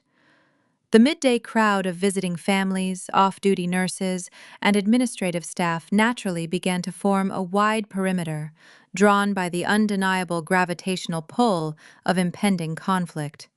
"You think you can just shut us down?" Warren roared, his voice bouncing off the high glass ceilings. He stopped a few feet away from me, pointing a thick, calloused finger directly at my face. "You think you can freeze my boy out of his own livelihood? We built a legacy from the dirt up, and you sit in your fancy office trying to tear it all to pieces. You are a disgrace to the Brunner name." He was breathing heavily, his chest heaving beneath his worn canvas jacket. The veins in his neck stood out in stark relief, pulsing with unchecked fury. He truly believed his own fiction. In his mind, he was the righteous patriarch, defending his rightful empire against an ungrateful, rebellious child. I did not respond to him. Engaging with a narcissist caught in a rage spiral is a futile endeavor. I shifted my gaze to the man standing beside him. The attorney puffed out his chest, adjusting the lapels of his ill-fitting pinstripe suit. He offered a smug, self-satisfied smirk, clearly believing he held the ultimate trump card. He raised the crisp white envelope in his hand, brandishing it like a weapon. Dr. Brunner, the lawyer, began, his tone dripping with practiced condescension. I represent your father and the Iowa Rural Wellness Initiative. This document is a formal cease and desist order. You are hereby instructed to immediately retract the defamatory affidavit you filed with the State Medical Board. Furthermore, we are drafting a civil suit for tortious interference with a business contract. You have unlawfully weaponized your position to freeze my client's legitimate operating funds. If you do not sign a retraction by the end of business today, we will take this before a judge and seek punitive damages that will bankrupt you. The atrium grew incredibly still. The only sound was the distant hum of the ventilation system and the faint beep of a paging monitor. Dozens of eyes remained fixed on me, waiting to see how the chief of medicine would handle a public legal threat. I studied the attorney for a long moment, cataloging his scuffed dress shoes, the frayed stitching on his briefcase, and the nervous sweat gathering at his hairline. He was a small-town litigator, accustomed to bullying local contractors and intimidating nervous tenants. He was entirely unprepared for a corporate healthcare battlefield. Are you a licensed member of the Iowa State Bar Association? I asked, my voice soft, calm, and carrying an icy resonance that sliced through the quiet room. The attorney blinked, his smirk faltering for a fraction of a second at the unexpected question. Yes, I am, he replied, puffing his chest out a bit further, and I am fully prepared to litigate this matter to the fullest extent of the law. Then you should be familiar with the ethical obligations regarding the submission of fraudulent evidence, I stated, taking a single deliberate step closer to him. The lawyer frowned, glancing nervously at Warren before looking back at me. I have no idea what you are implying. My client provided me with the official state charter and the federal grant approvals for his clinic. Everything is perfectly legal. I kept my eyes locked on his, watching his pupils dilate as the first seed of doubt took root. Did you verify the signature on that state charter before you drafted your cease and desist order? I asked. Did you independently confirm the identity of the required medical director? The lawyer swallowed hard, the confidence draining from his posture. My client assured me all the paperwork was in order. He deflected, his voice losing its previous authoritative bite. I pulled my hands from my pockets. The document you are holding is based on a forged state charter, I explained, enunciating every word with surgical precision. The Iowa Rural Wellness Initiative is currently the subject of an active federal investigation. The Iowa Department of Public Health has an undercover forensic accountant embedded within the clinic operations. They have already secured the unredacted financial ledgers, proving your client embezzled $500,000 in government grant money to pay off illegal gambling debts. The lawyer froze, his mouth falling open slightly. The color drained from his face, leaving a pale, sickly sheen in its wake. He turned to look at Warren, a silent question screaming in his wide eyes. Warren shifted his weight, his blustering rage suddenly giving way to a cornered, frantic panic. She is lying, Warren stammered, stepping toward his attorney. Do not listen to her. She is just trying to scare you off. Hand her the paper. I returned my focus to the attorney, ignoring my father entirely. The signature on the foundational charter belongs to me, I continued, my tone unrelenting. I did not sign it. My identity was stolen to bypass government oversight. You just walked into a crowded hospital lobby and attempted to extort a medical executive using a document predicated on felony identity theft and federal grant fraud. Presenting a legal threat based on forged government credentials is a direct violation of the professional code of conduct. I let the silence stretch, allowing the gravity of the situation to settle heavily on his shoulders. "If you hand me that envelope," I said, "I will take it directly to the State Disciplinary Board. I will have you disbarred before the end of the week." The attorney stared at me, his breathing shallow and rapid. He looked at the white envelope in his hand as if it had suddenly burst into flames.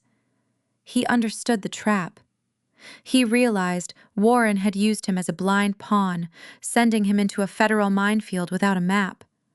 Self-preservation is a powerful instinct, and a cheap lawyer will always choose his own license over a lying client. The attorney let out a shaky breath. He uncurled his fingers. The crisp white envelope slipped from his grasp, fluttering down to rest on the polished terrazzo floor between us. He took a large step away from Warren, creating a distinct physical barrier. I was not informed of any federal investigation or forged documentation, the lawyer announced, his voice trembling as he projected his words toward the watching crowd, desperate to establish his own innocence. "I cannot represent a party engaged in active fraud." He turned to my father, his expression hardening into a mask of pure disgust. "Do not contact my office again. I am formally severing our attorney-client relationship, effective immediately." The lawyer spun on his heel and power-walked toward the revolving glass doors, his scuffed shoes squeaking against the stone floor. He did not look back. He abandoned the battlefield in a desperate retreat, leaving his client entirely defenseless. Warren stood alone in the center of the massive atrium. The booming patriarch, the man who had commanded every room he ever entered, suddenly looked remarkably small. He stared down at the discarded envelope resting by his boots. His hands trembled at his sides. The audience of nurses, administrators, and visitors watched him in total, suffocating silence. He looked up at me, his weathered face pale and hollow. He opened his mouth to speak, to issue another threat, or perhaps to offer a desperate excuse. No words came out. The realization of his absolute defeat had finally breached his thick armor. He had no power here. He had no leverage, no legal recourse, and no golden child to shield him from the consequences of his own greed. I did not offer him a parting insult. I did not gloat. I turned my back on him and walked toward the staff elevators, leaving him to navigate his humiliation under the cold, unforgiving glare of the hospital staff. The rest of my shift passed in a blur of administrative duties and surgical consultations. The adrenaline of the confrontation slowly faded, replaced by a deep, resonant calm. I had drawn the final boundary, and I had defended it flawlessly. I returned to my apartment just after 9 in the evening. The city lights of Des Moines cast long, elegant reflections across the dark windows of my living room. I poured a glass of cold water and stood by the glass watching the traffic flow through the distant intersections. The apartment was quiet, a sanctuary built entirely on my own merit. My cell phone illuminated on the kitchen counter, vibrating against the granite surface. I walked over and picked it up. The caller identification displayed Patricia's name. I had intended to block her number along with Warren's, but a cold curiosity stayed my hand. I swiped the screen to accept the call and brought the speaker to my ear. I did not offer a greeting. Dolores Patricia shrieked, her voice shattered by hysterical, ragged sobs.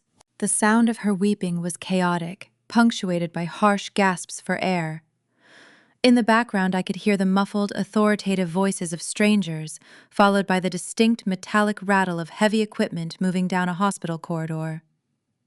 "You have to come down here," Patricia wailed, the words tumbling over each other in a frantic, desperate rush.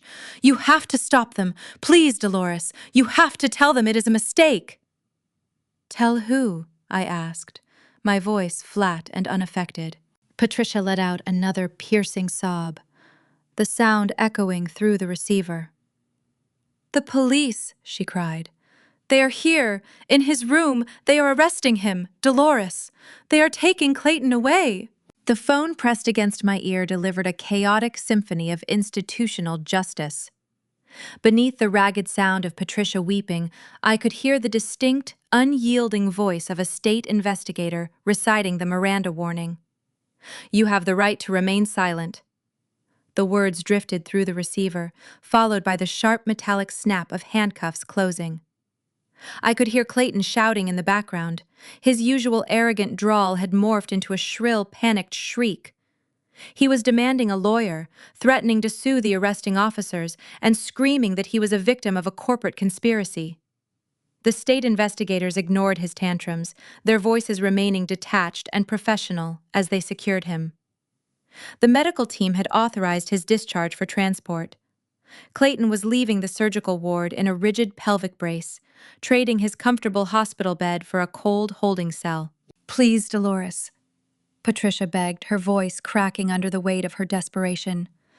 "You have to post his bail. You have the money. You are a hospital executive. They are setting the bond at $250,000 because of the flight risk. We do not have that kind of cash. The state froze the farm accounts. If you do this for us, I swear everything will change." The bargaining phase had officially begun. I listened to the frantic rhythm of her breathing, analyzing the words she chose to deploy. "We can finally be a real family," Patricia pleaded, deploying her ultimate bait. "We will invite you for Sunday dinners. We will celebrate the holidays together. We can put all this ugliness behind us. Just write the check, Dolores. Save your brother, and we will be the family you always wanted." I stared at the dark window of my apartment, watching the distant headlights trace bright paths across the city streets. Her promise hung in the quiet room, toxic and hollow. She was attempting to sell me an illusion I had stopped believing in decades ago. During my sophomore year of high school, I spent my entire summer working double shifts at a local diner to afford a reliable used car. The week before I planned to purchase the vehicle, Clayton crashed his truck into a ditch. Patricia had entered my bedroom crying, begging me to surrender my hard-earned savings to pay for his repairs. She promised that if I helped him, they would throw a lavish party for my sweet 16. I refused. My 16th birthday arrived and departed in silence. There was no cake. There was no celebration. I learned early that their affection was a strict barter system, and the only currency they accepted was my submission. "You do not want a daughter," I said, keeping my tone perfectly level. "You want an automated teller machine that does not ask questions." Patricia gasped, the sound sharp and jagged. "How can you say that? He is your blood." "He is a criminal who stole my identity," I replied. "He forged federal documents, embezzled government funds, and used the money to cover illegal gambling debts. His actions caused his own injuries, and his boundless arrogance led directly to his arrest. I am not posting his bail. I am not writing a check to shield him from the consequences of his own greed." "You are punishing us," she sobbed, the anger beginning to bleed back into her sorrow. "You are a cold, bitter woman." For years I believed that finding closure required an apology. I thought I needed them to recognize my worth, to admit their failures, and to ask for forgiveness. Standing in my quiet, secure apartment, listening to her hurl insults while her golden child was hauled away by law enforcement, I realized the truth. Closure is not a gift they hand you. Closure is a decision you make. Sometimes closure is simply a dial tone. "Do not call this number again, Patricia," I said. I pulled the phone away from my ear. I did not wait for her response. I pressed the red button to terminate the connection. I opened the contact settings, selected her profile, and engaged the block feature. I repeated the process for Warren. The digital barrier slid into place, permanent and unyielding. The silence that followed was not heavy or oppressive. It was breathable. It felt like oxygen. I woke the next morning feeling remarkably rested. The Iowa sky had cleared, leaving a crisp, brilliant blue canopy over the city. I dressed in my tailored charcoal suit, slipping my white coat over my shoulders, and drove to the hospital. The steering wheel felt smooth and cool beneath my palms. I turned the radio dial to the local news station. The anchor was delivering the morning headlines, her voice crisp and clear. A prominent rural healthcare director was indicted late last night on multiple counts of federal grant fraud, identity theft, and embezzlement. The broadcast detailed the swift, preemptive actions taken by hospital executives to expose the corruption. I listened to the report while navigating the morning traffic, feeling a profound, quiet victory settle into my chest.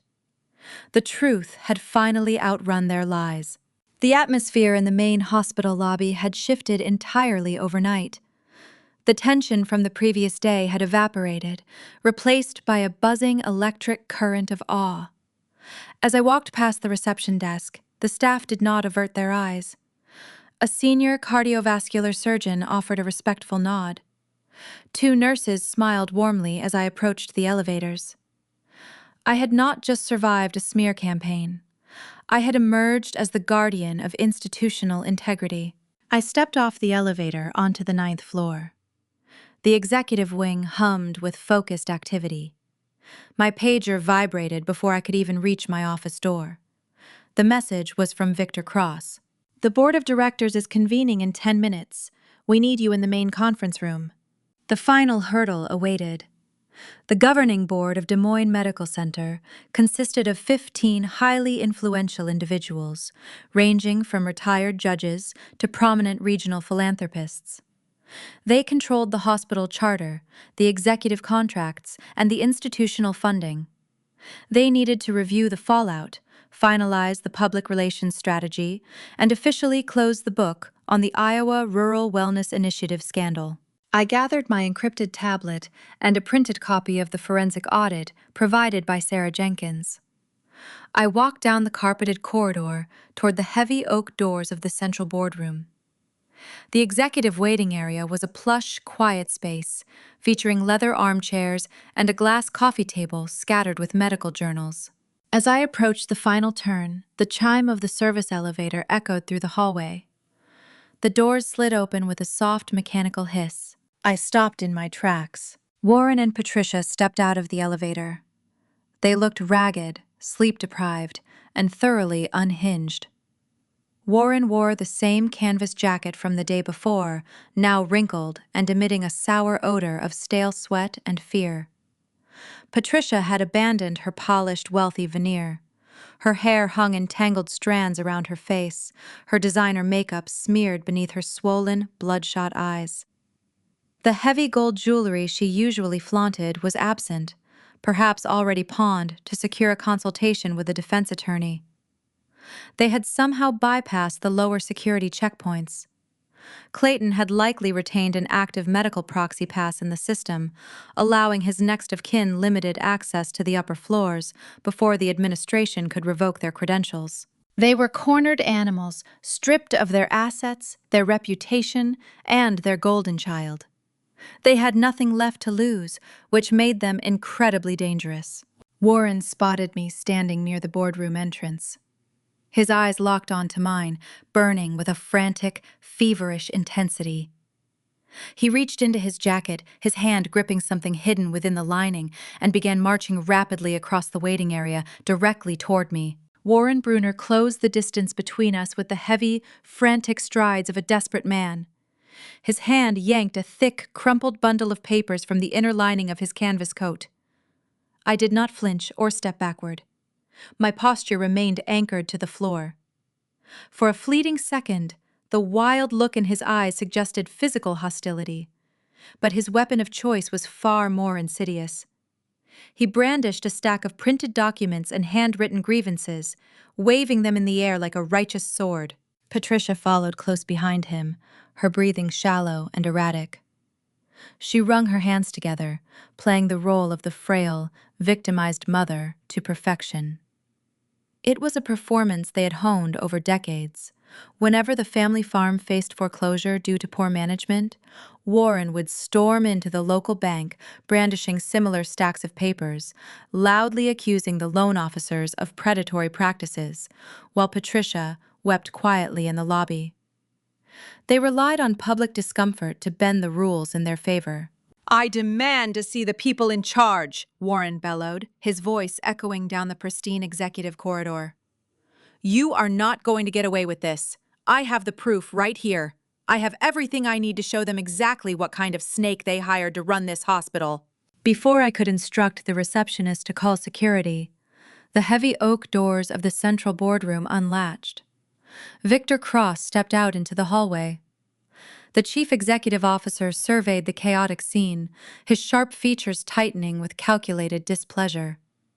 He understood immediately that a shouting match in the executive waiting area would attract the attention of passing staff and visiting donors. Containment was the only viable strategy.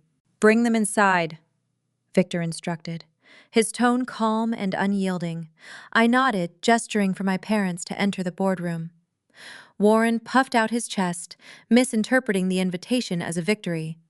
He believed he had successfully intimidated the hospital leadership into granting him an audience. Patricia wiped her eyes, her posture straightening as she walked through the doorway, ready to present her tragic narrative to the highest authority in the building. The boardroom was a sprawling, opulent space designed to project unshakable institutional power. A long mahogany table dominated the center, surrounded by plush leather chairs. 15 board members sat around the perimeter. These were the architects of Iowa high society. Among them sat Calvin Ford, a retired state Supreme Court justice known for his razor-sharp intellect, and Penelope Vance, a leading philanthropic donor who funded the pediatric oncology wing. They turned their attention toward the doorway, their expressions a mixture of mild curiosity and polite distaste. "Take a seat, Dr. Brunner," Victor said, gesturing toward an empty chair near the head of the table. I walked over and sat down, placing my encrypted tablet on the polished wood. Warren and Patricia remained standing at the opposite end of the room. They looked painfully out of place against the backdrop of corporate wealth and sterile authority. The scent of stale sweat and cheap fabric softener clung to them, a harsh contrast to the subtle notes of expensive cologne filling the room. "The floor is yours," Victor announced, folding his hands together. "State your business clearly." Warren stepped forward, placing his crumpled papers onto the mahogany surface. He cleared his throat, adopting the booming, authoritative cadence he used to command attention at rural town hall meetings. "My name is Warren Brunner," he began, puffing his chest out. "I am a hard-working farmer, and I am here to report a severe ethical violation committed by your chief of medicine. My daughter has used her position to orchestrate a vindictive campaign against her own flesh and blood. She fabricated a federal investigation to steal my son's rural wellness clinic. She abused her power to freeze our bank accounts, leaving my boy to rot in a holding cell while he is suffering from a broken spine." Patricia let out a soft, theatrical sob, burying her face in her hands.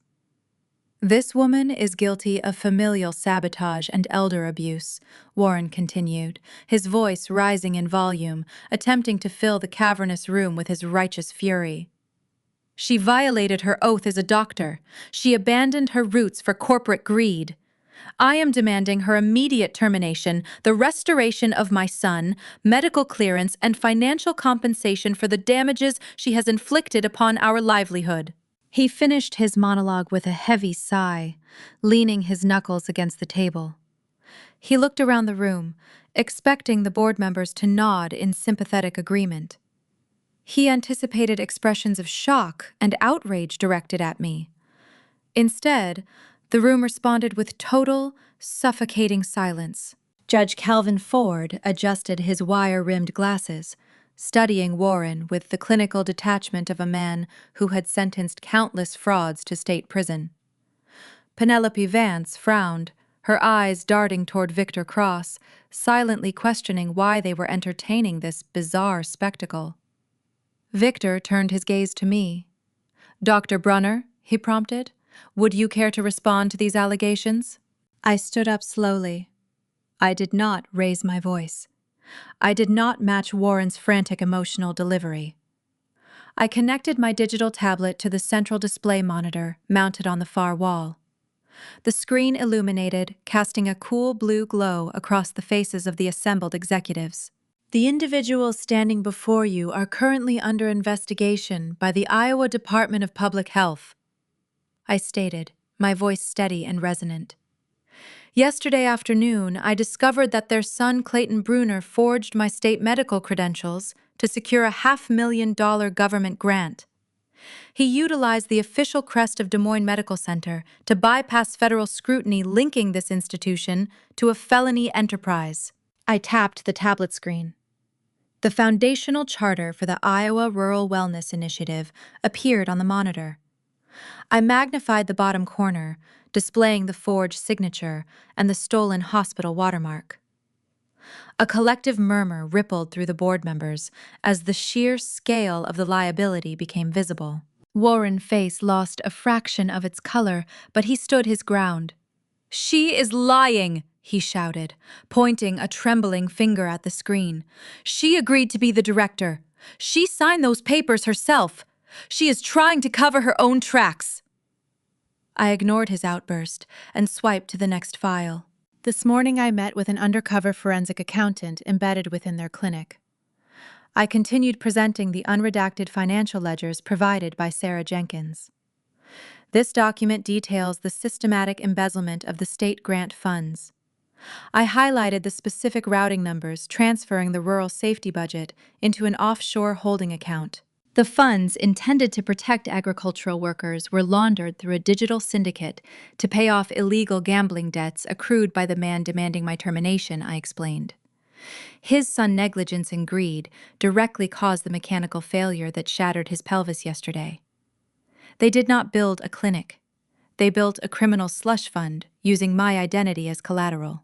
Judge Ford leaned forward, his eyes narrowing as he analyzed the offshore routing codes displayed on the monitor. The evidence was irrefutable. The digital footprint traced a direct line from the state treasury to a known illicit gambling operation.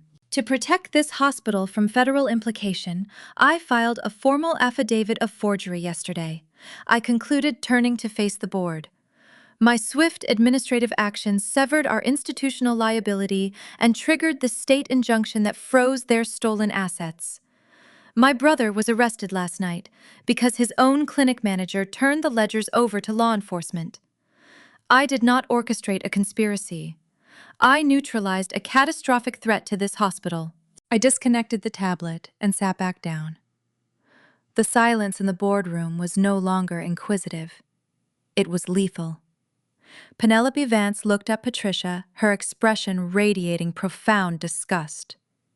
"You came into our hospital and attempted to extort a medical executive to cover up your theft?"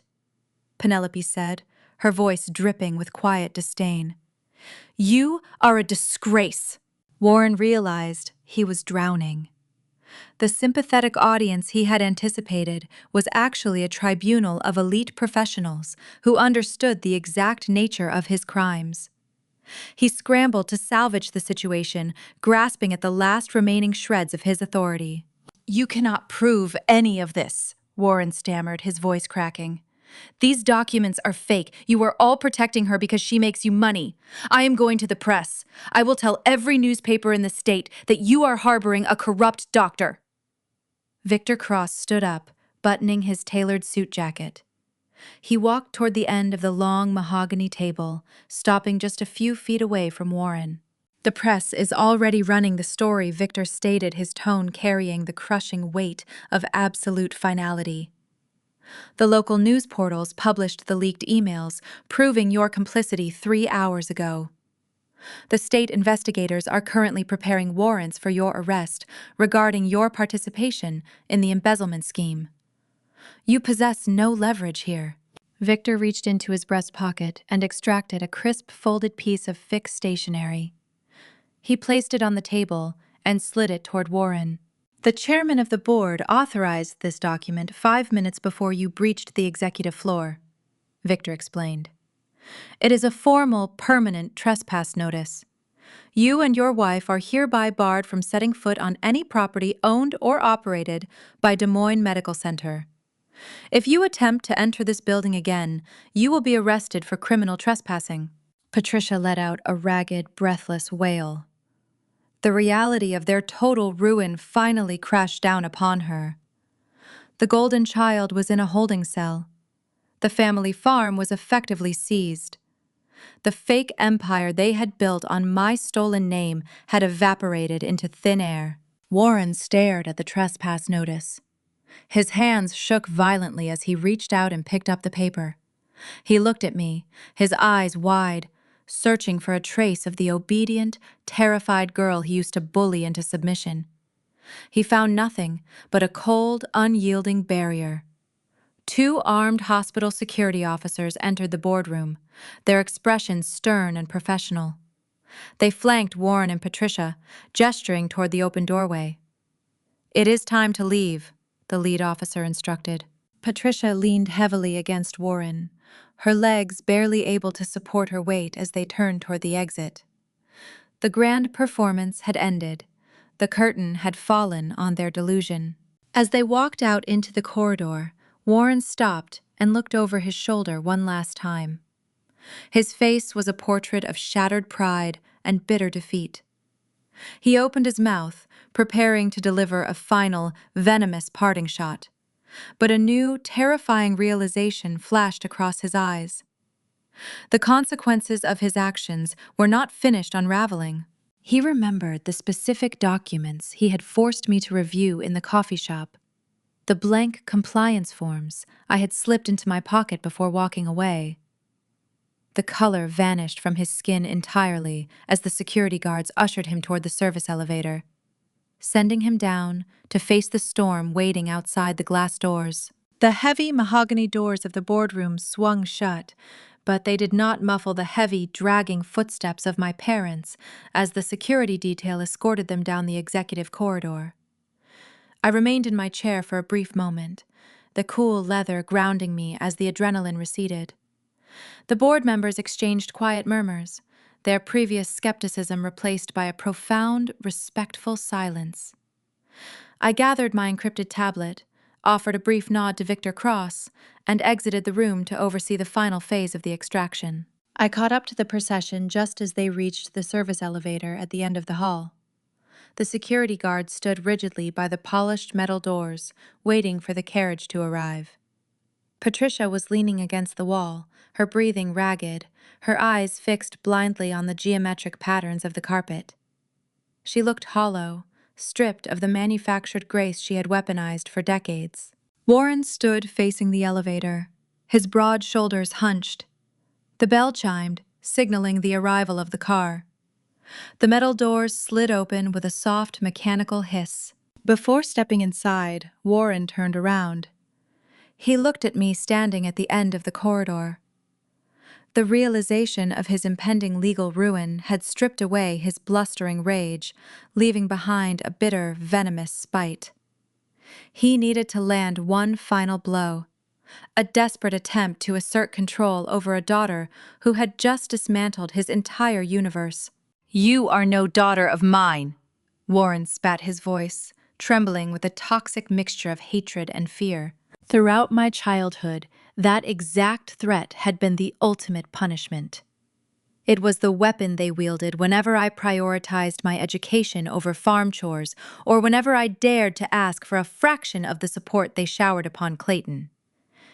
They conditioned me to view my position in the family as conditional, a fragile lease they could revoke the moment I became inconvenient. I looked at his weathered face, noting the deep lines etched by years of deceit. The words did not cut. They did not leave a bruise. They simply verified a reality I had accepted a long time ago. "I have not been your daughter for 6 years," I replied, my voice echoing evenly down the quiet hallway.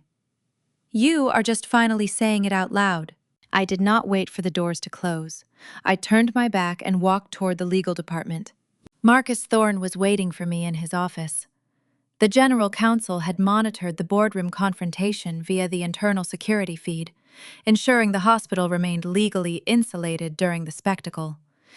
He gestured toward the empty leather chair opposite his desk, his sharp gray eyes glinting with a rare, approving intensity. "The state investigators executed the arrest warrant for your brother 20 minutes ago," Marcus stated, sliding a fresh legal pad across his desk. "The Iowa Department of Public Health is officially dissolving the Rural Wellness Initiative. Their audit team is preparing to initiate asset forfeiture to recover the embezzled $500,000. Unfortunately, the funds transferred to the offshore gambling syndicate are likely unrecoverable. The state will be looking for a guarantor to absorb the financial deficit." I reached into the deep pocket of my white coat. During the tense confrontation at the coffee shop yesterday, Warren had attempted to force me to sign a stack of backdated compliance forms.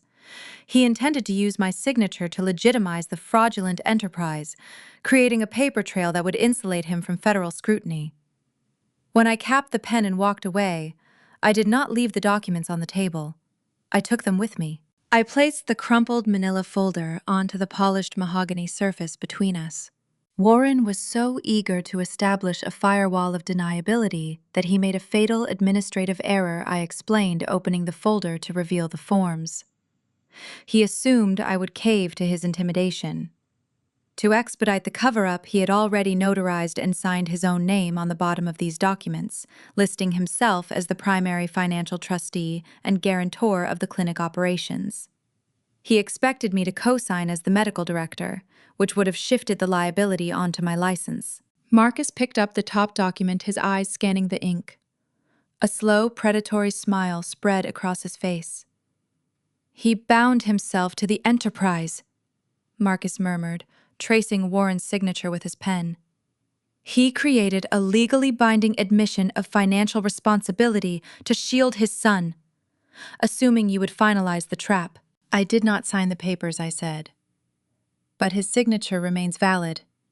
Hand those forms over to Sarah Jenkins and the state audit team. The government will not have to write off the offshore gambling losses. They have a documented financial guarantor." Marcus carefully placed the documents into a clear evidence sleeve.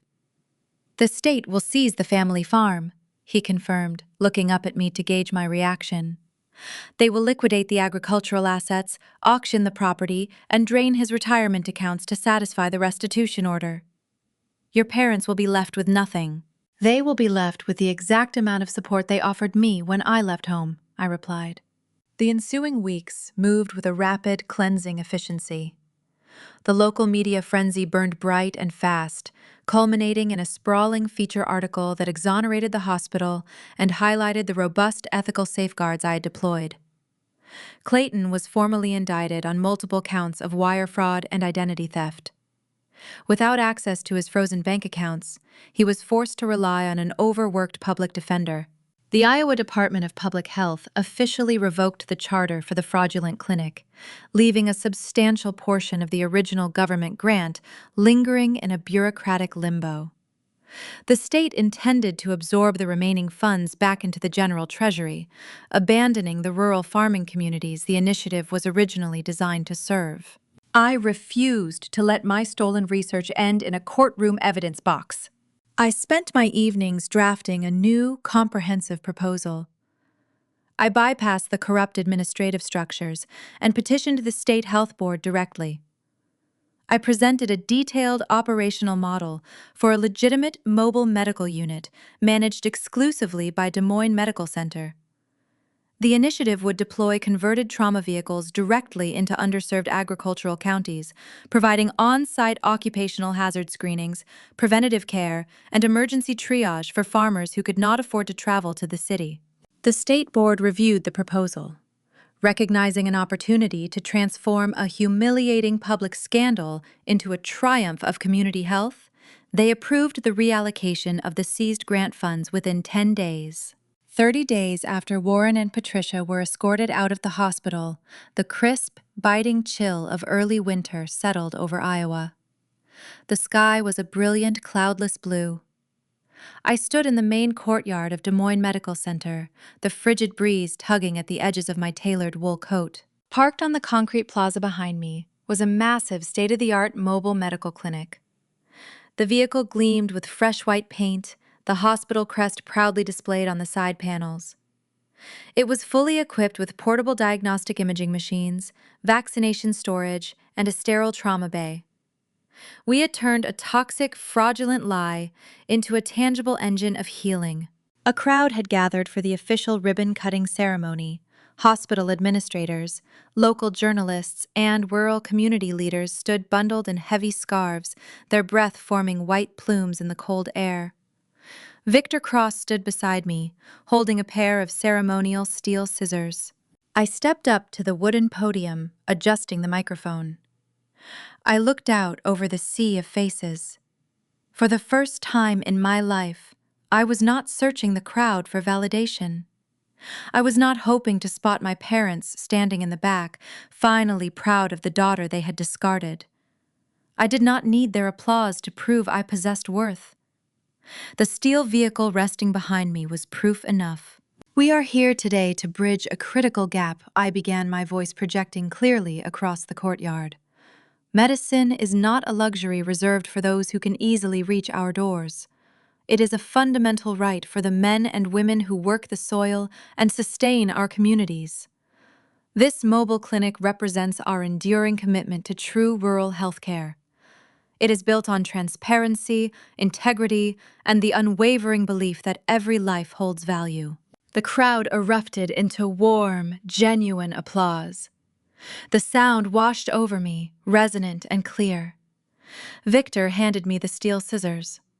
I stepped forward, grasping the thick red ribbon stretched across the doors of the mobile unit, and sliced it cleanly in half. The applause swelled again as the heavy doors of the clinic swung open, inviting the public to tour the facility. I handed the scissors back to the event coordinator and stepped down from the podium, breathing in the sharp winter air. As the crowd began to mingle and move toward the vehicle, a slight shift in the perimeter caught my eye. The attendees were parting naturally, making way for someone walking toward the front. I turned my head, my eyes scanning the faces. My breath hitched, a sudden, profound shock rippling through my chest. Standing near the edge of the courtyard, holding a modest bouquet of white winter lilies, was a familiar face I had not seen since the darkest, most desperate days of my medical residency. The winter wind sweeping across the hospital courtyard stung my cheeks, but the biting cold faded the moment I recognized the man standing near the edge of the gathered crowd. He held a modest bouquet of white winter lilies, his posture distinguished despite the heavy wool overcoat shielding him from the chill. It was Dr. Jonathan Adler. During the darkest, most agonizing years of my surgical residency in Chicago, he was the primary attending physician overseeing my clinical rotations. When I was drowning in educational debt and isolation, surviving on vending machine rations and sleeping in empty stairwells, he was the only superior who noticed my struggle. He never offered pity, knowing pity is useless in a trauma ward. Instead, he offered rigorous discipline and quiet opportunity. When other residents went home to warm family dinners during the holidays, he assigned me complex vascular cases, ensuring I remained inside the heated hospital with access to the physician dining hall. He did not hand me a lifeline. He taught me how to swim in turbulent waters. He walked toward the podium, the crowd of local journalists and hospital administrators naturally parting to accommodate his authoritative presence. He stopped in front of me and handed over the lilies. Their crisp, clean fragrance cut through the icy Iowa air, anchoring me to the present moment. We stood in the long shadow of the new mobile medical unit. He looked at the gleaming hospital crest painted on the side of the vehicle, then turned his sharp gaze back to me. He spoke softly, his voice carrying a resonant, profound pride. He said he had read the regional newspaper reports detailing the rural clinic fraud and my decisive administrative response. He told me that when I first arrived in his surgical ward all those years ago, I was a brilliant but fragile instrument, holding myself together through sheer panic and desperation. Now, he said, looking at the healthcare empire I had secured and the boundaries I had enforced, I had become unbreakable. The validation from a true mentor carried a weight my biological parents could never understand. I spent the remainder of the afternoon shaking hands with community leaders, feeling a genuine connection to the rural population I was finally equipped to serve on my own terms. By the time I returned to my executive office on the ninth floor, the winter sun had dipped below the skyline, casting long, elegant shadows across my mahogany furniture. Resting on the center of my desk was a crisp, freshly printed edition of the local newspaper. Victor Cross had left it there for me to review. The front page looked entirely different from the smear campaign published a month prior. The new headline spanned the top fold, written in bold, unforgiving ink. It detailed the sweeping federal indictments handed down to the leaders of the Iowa Rural Wellness Initiative. Below the fold, a secondary article highlighted my actions. The journalist painted a portrait of a vigilant medical executive who prioritized institutional integrity over toxic familial loyalty.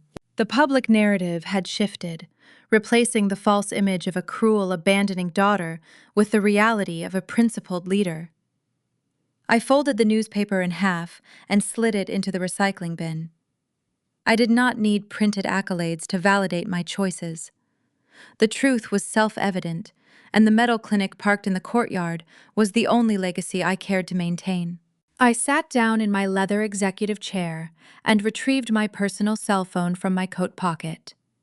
The screen illuminated, displaying a cluster of routine surgical notifications. I opened my call log, navigating to the blocked caller directory hidden deep within the settings menu. The digital folder contained 72 unheard voicemails, all routed directly to the spam archive over the past 30 days. The contact name tied to every single recording was Patricia. I stared at the glowing red notification badge. A younger version of myself would have pressed play. The girl who once stood in a farmhouse kitchen begging for a loan signature would have listened to every single message, desperately hoping to hear a genuine apology hidden among the tears and threats. She would have searched the compressed audio for a shred of maternal remorse, hunting for proof that she was finally worthy of their love. I let my thumb hover over the smooth glass screen. I listened to the quiet hum of the ventilation system in my secure executive office. I realized that pressing play meant inviting their chaos back into my sanctuary. It meant allowing their desperate, manipulative voices to echo in the room I had built with my own hands. I tapped the edit button on the top corner of the screen. I selected the entire folder, highlighting all 72 audio messages. I pressed delete. The digital trash can icon consumed the files, erasing their pleas in a fraction of a second. The screen refreshed, displaying a pristine, empty inbox. The silence that followed was profound and incredibly pure. The legal machinery I had set in motion continued to grind forward, methodical and blind to their suffering. Marcus Thorne kept me updated on the external proceedings, delivering the facts with icy clinical detachment. Clayton was formally arraigned in federal court. Facing a mountain of digital evidence and the damning testimony of the undercover state auditor, his overworked public defender recommended a swift plea deal. The Golden Boy traded his luxury leather boots and fake rural empire for a standard-issue uniform and a federal prison cell. He would spend the next decade learning that unearned arrogance holds zero currency behind steel bars. The fallout for Warren and Patricia was equally devastating. The backdated compliance forms Warren had eagerly signed during our confrontation at the coffee shop functioned exactly as intended. By officially naming himself the financial guarantor of the fraudulent clinic to establish a firewall of deniability, he absorbed the entire burden of the state restitution order. The Iowa Department of Public Health initiated a rapid asset forfeiture protocol to recover the embezzled grant money. The bank foreclosed on the generational farmhouse, seizing the land, the heavy machinery, and their depleted retirement accounts. The agricultural empire Warren had valued above his own daughter evaporated overnight, auctioned off to satisfy the staggering debts of his criminal son. They were left bankrupt, forced to pack whatever belongings fit into the trunk of a rusted sedan and leave the county in disgrace. Society dictates that a child should mourn the downfall of their parents. The cultural expectation demands grief even when the family unit is a source of unyielding toxicity. I searched my conscience for a trace of sorrow, waiting for the familiar ache of familial obligation to surface. I felt nothing but a clean, breathable emptiness. I had spent my entire life trying to bloom in poisoned soil. Now that the toxic roots had been severed, I was finally free to grow. The empty space they left behind was already filling with purpose, surrounded by colleagues who respected my mind and a community that benefited from my expertise. A soft knock on the frosted glass door broke my quiet reflection. My administrative assistant entered the office, carrying the afternoon mail delivery. She smiled warmly, placing a neat stack of sorted envelopes on the corner of my desk before quietly exiting the room. I reached for the stack, flipping through standard hospital memos, surgical supply catalogs, and departmental budget reports. My hands paused on the final piece of correspondence. It was a thick, cream-colored envelope crafted from heavy, expensive cardstock. The return address, printed in the upper left corner, featured the embossed logo of a prominent rural estate law firm, the exact firm Warren had utilized for decades to manage his agricultural contracts. The name, Dr. Dolores Brunner, was typed across the center in formal, rigid lettering. I stared at the heavy envelope, tracing the crisp edges with my fingertip. It likely contained a final, desperate legal plea. Perhaps it was a notification of total disinheritance, a last petty attempt by Warren to assert control over a legacy that no longer existed. It might have held a sprawling handwritten letter from Patricia, blaming me for their sudden homelessness and demanding financial rescue. A few months ago, the mystery of its contents would have consumed me. I would have torn the seal, bracing myself for the emotional impact of their words. I stood up from my desk, picking up the thick envelope. I walked across the room to the heavy-duty industrial shredder, humming quietly in the corner near the filing cabinets. I did not open the letter.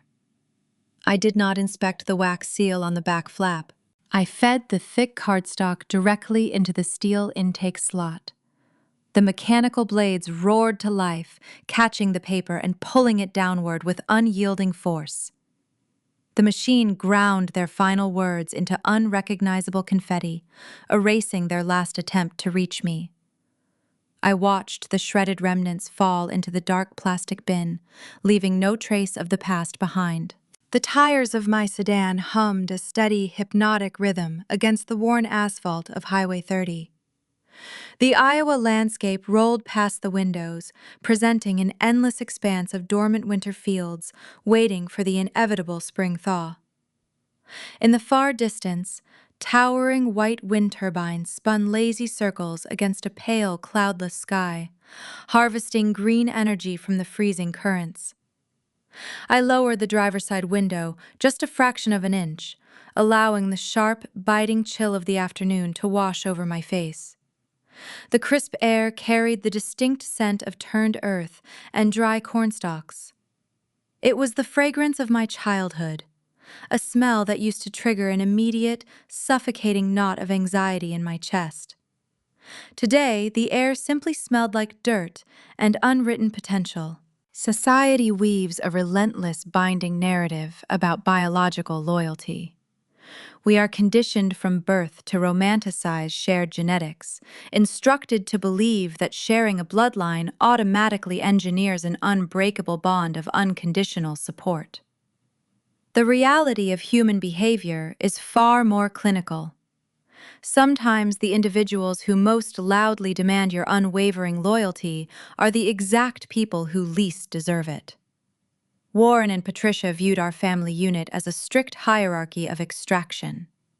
They nurtured the soil around Clayton, pouring all their emotional and financial resources into his shallow roots, while expecting me to grow in the dark, feeding off their discarded scraps. When I finally broke the surface and found the sun on my own merit, they did not celebrate my survival. They tried to chop me down to build a defensive fence around their golden child. I did not need to fight for a seat at their table anymore. I had spent the last 6 years constructing my own. My table was surrounded by brilliant, dedicated trauma surgeons who trusted my steady hands during a localized hemorrhage. It was filled by young, exhausted medical residents who looked to me for guidance, knowing I would never steal their research or claim their hard-earned victories. It was occupied by vulnerable patients who looked at the title stitched onto my white coat and felt a profound sense of safety.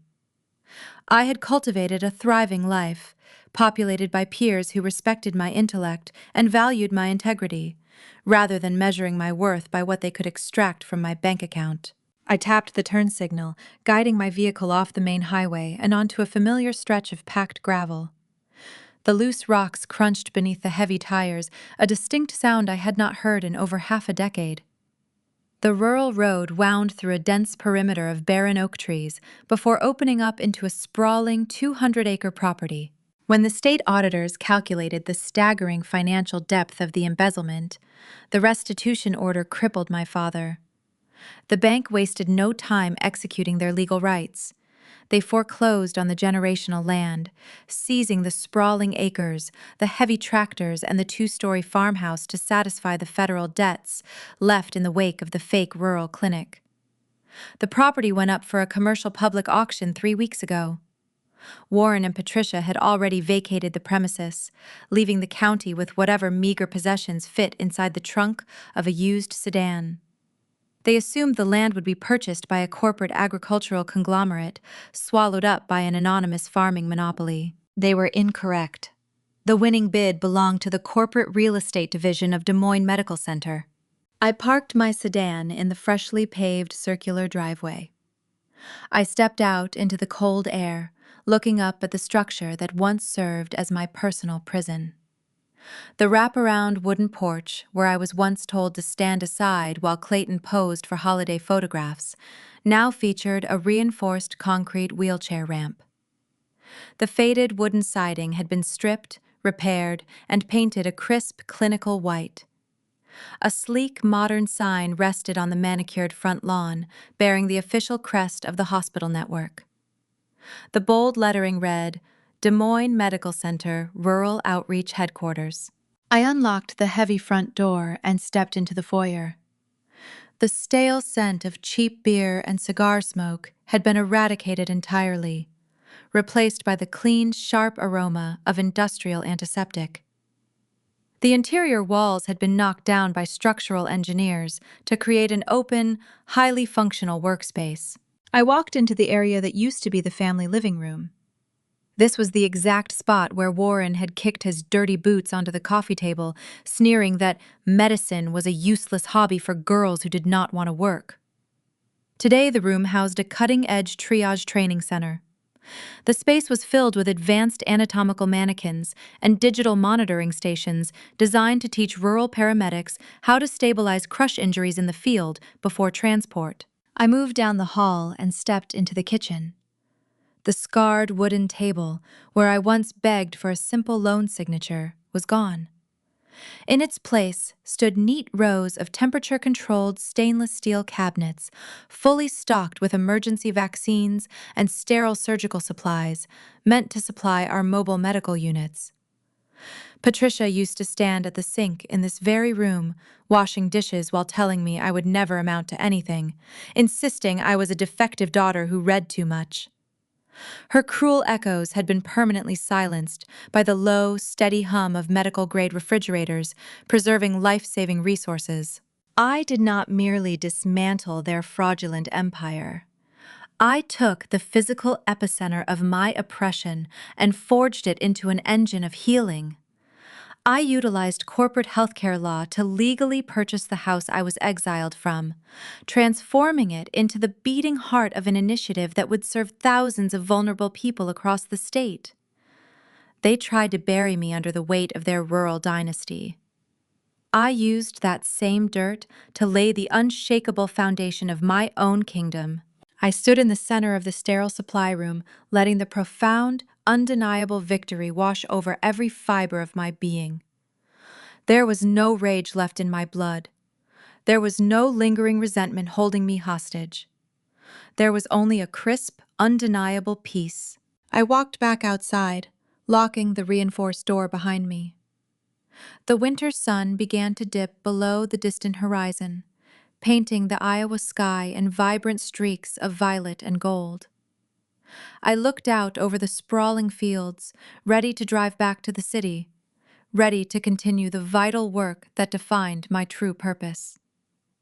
Sometimes, the peace we are searching for does not come from being heard. It comes from realizing we no longer need to be. We spend so much of our early lives screaming into the void, begging toxic people to understand our pain, hoping they will suddenly wake up and offer the love we know we deserve.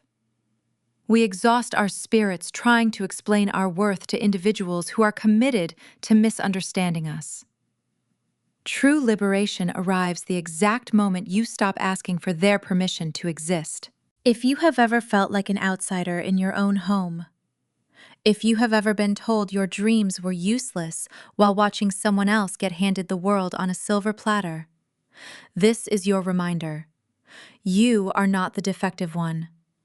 Their inability to see your worth does not decrease your fundamental value. You do not need their applause to build an extraordinary life. Have you ever had to cut ties with your own blood just to survive? Did this story remind you of a dynamic in your own life, or perhaps a toxic environment you are currently trying to escape? Drop a 1 in the comments if you have ever walked away from people who tried to dim your light.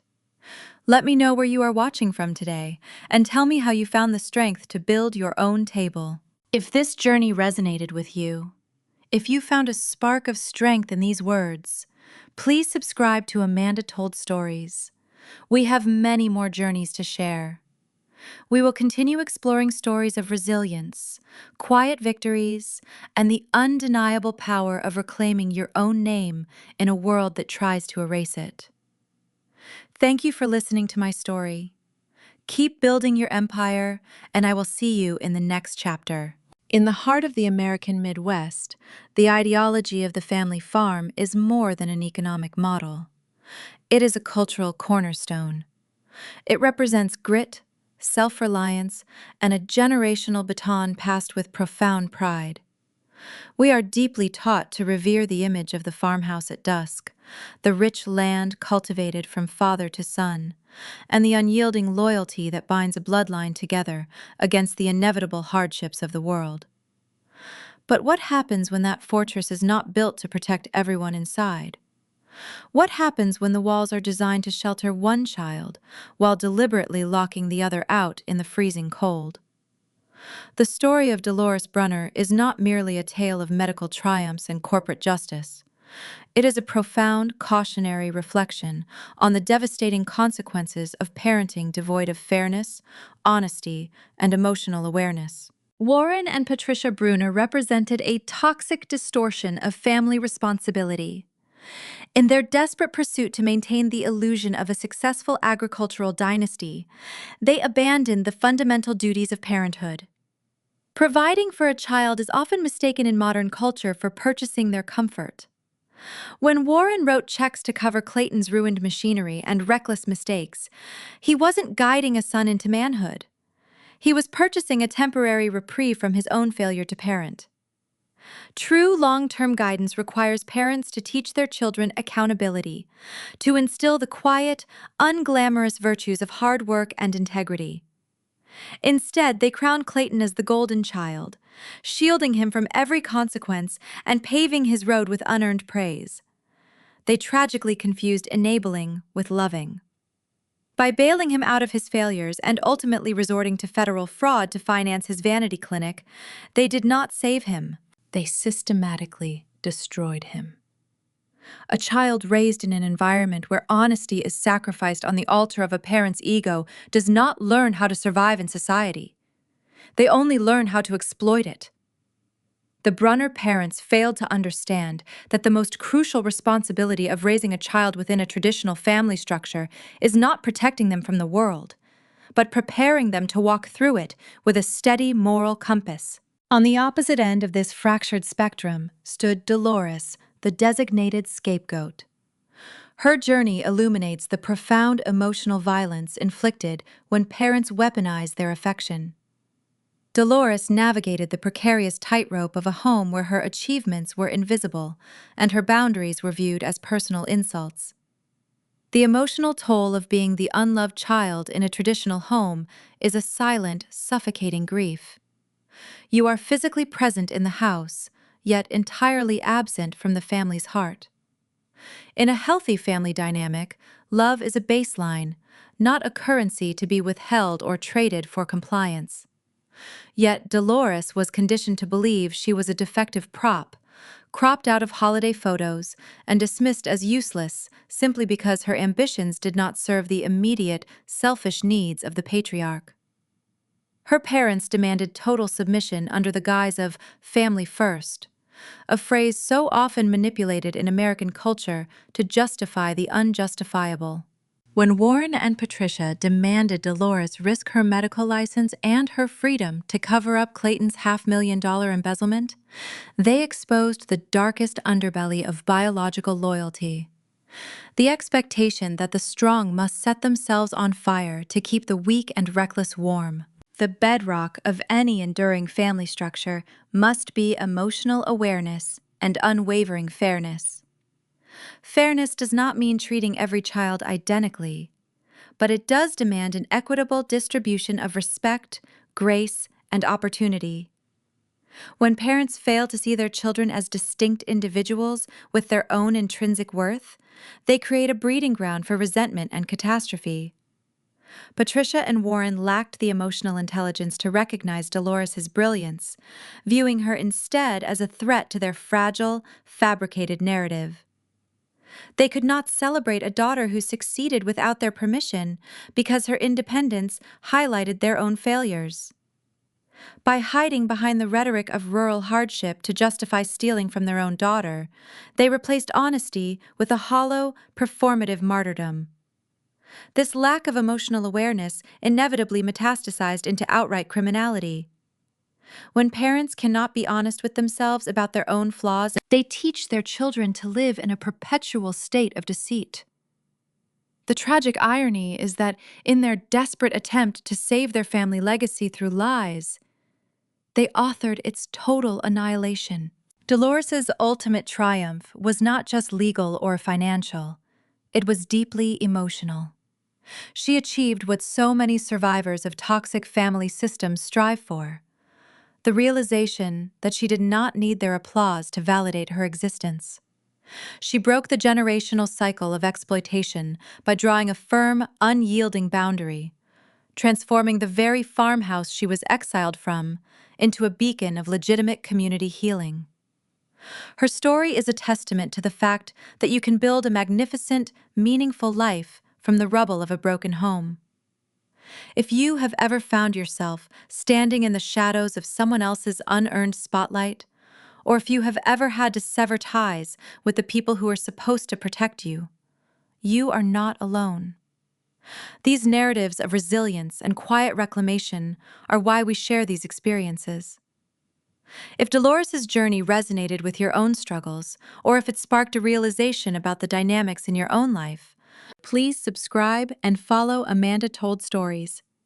We are dedicated to bringing you more powerful narratives that explore the raw, unvarnished truths of family survival and the courage it takes to rewrite your own ending. As we reflect on the ruins of the Brunner Empire and the gleaming mobile clinic that rose in its place, we are forced to confront a deeply uncomfortable reality about the nature of love and obligation.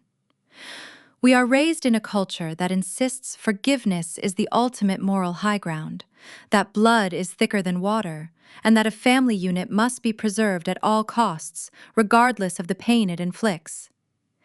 But perhaps this conventional wisdom is the greatest lie we are ever told. Perhaps the most profound act of self-love, and even the highest form of justice, is learning how to walk away without ever looking back. True peace does not always come from reconciliation. Sometimes it requires the total demolition of the bridge that ties you to your abusers. We are taught that to heal we must eventually forgive those who broke us. But I submit to you a different truth. You owe nothing to the hands that held you underwater. The ultimate triumph is not found in redeeming your family, but in realizing that some families were only ever meant to be outgrown.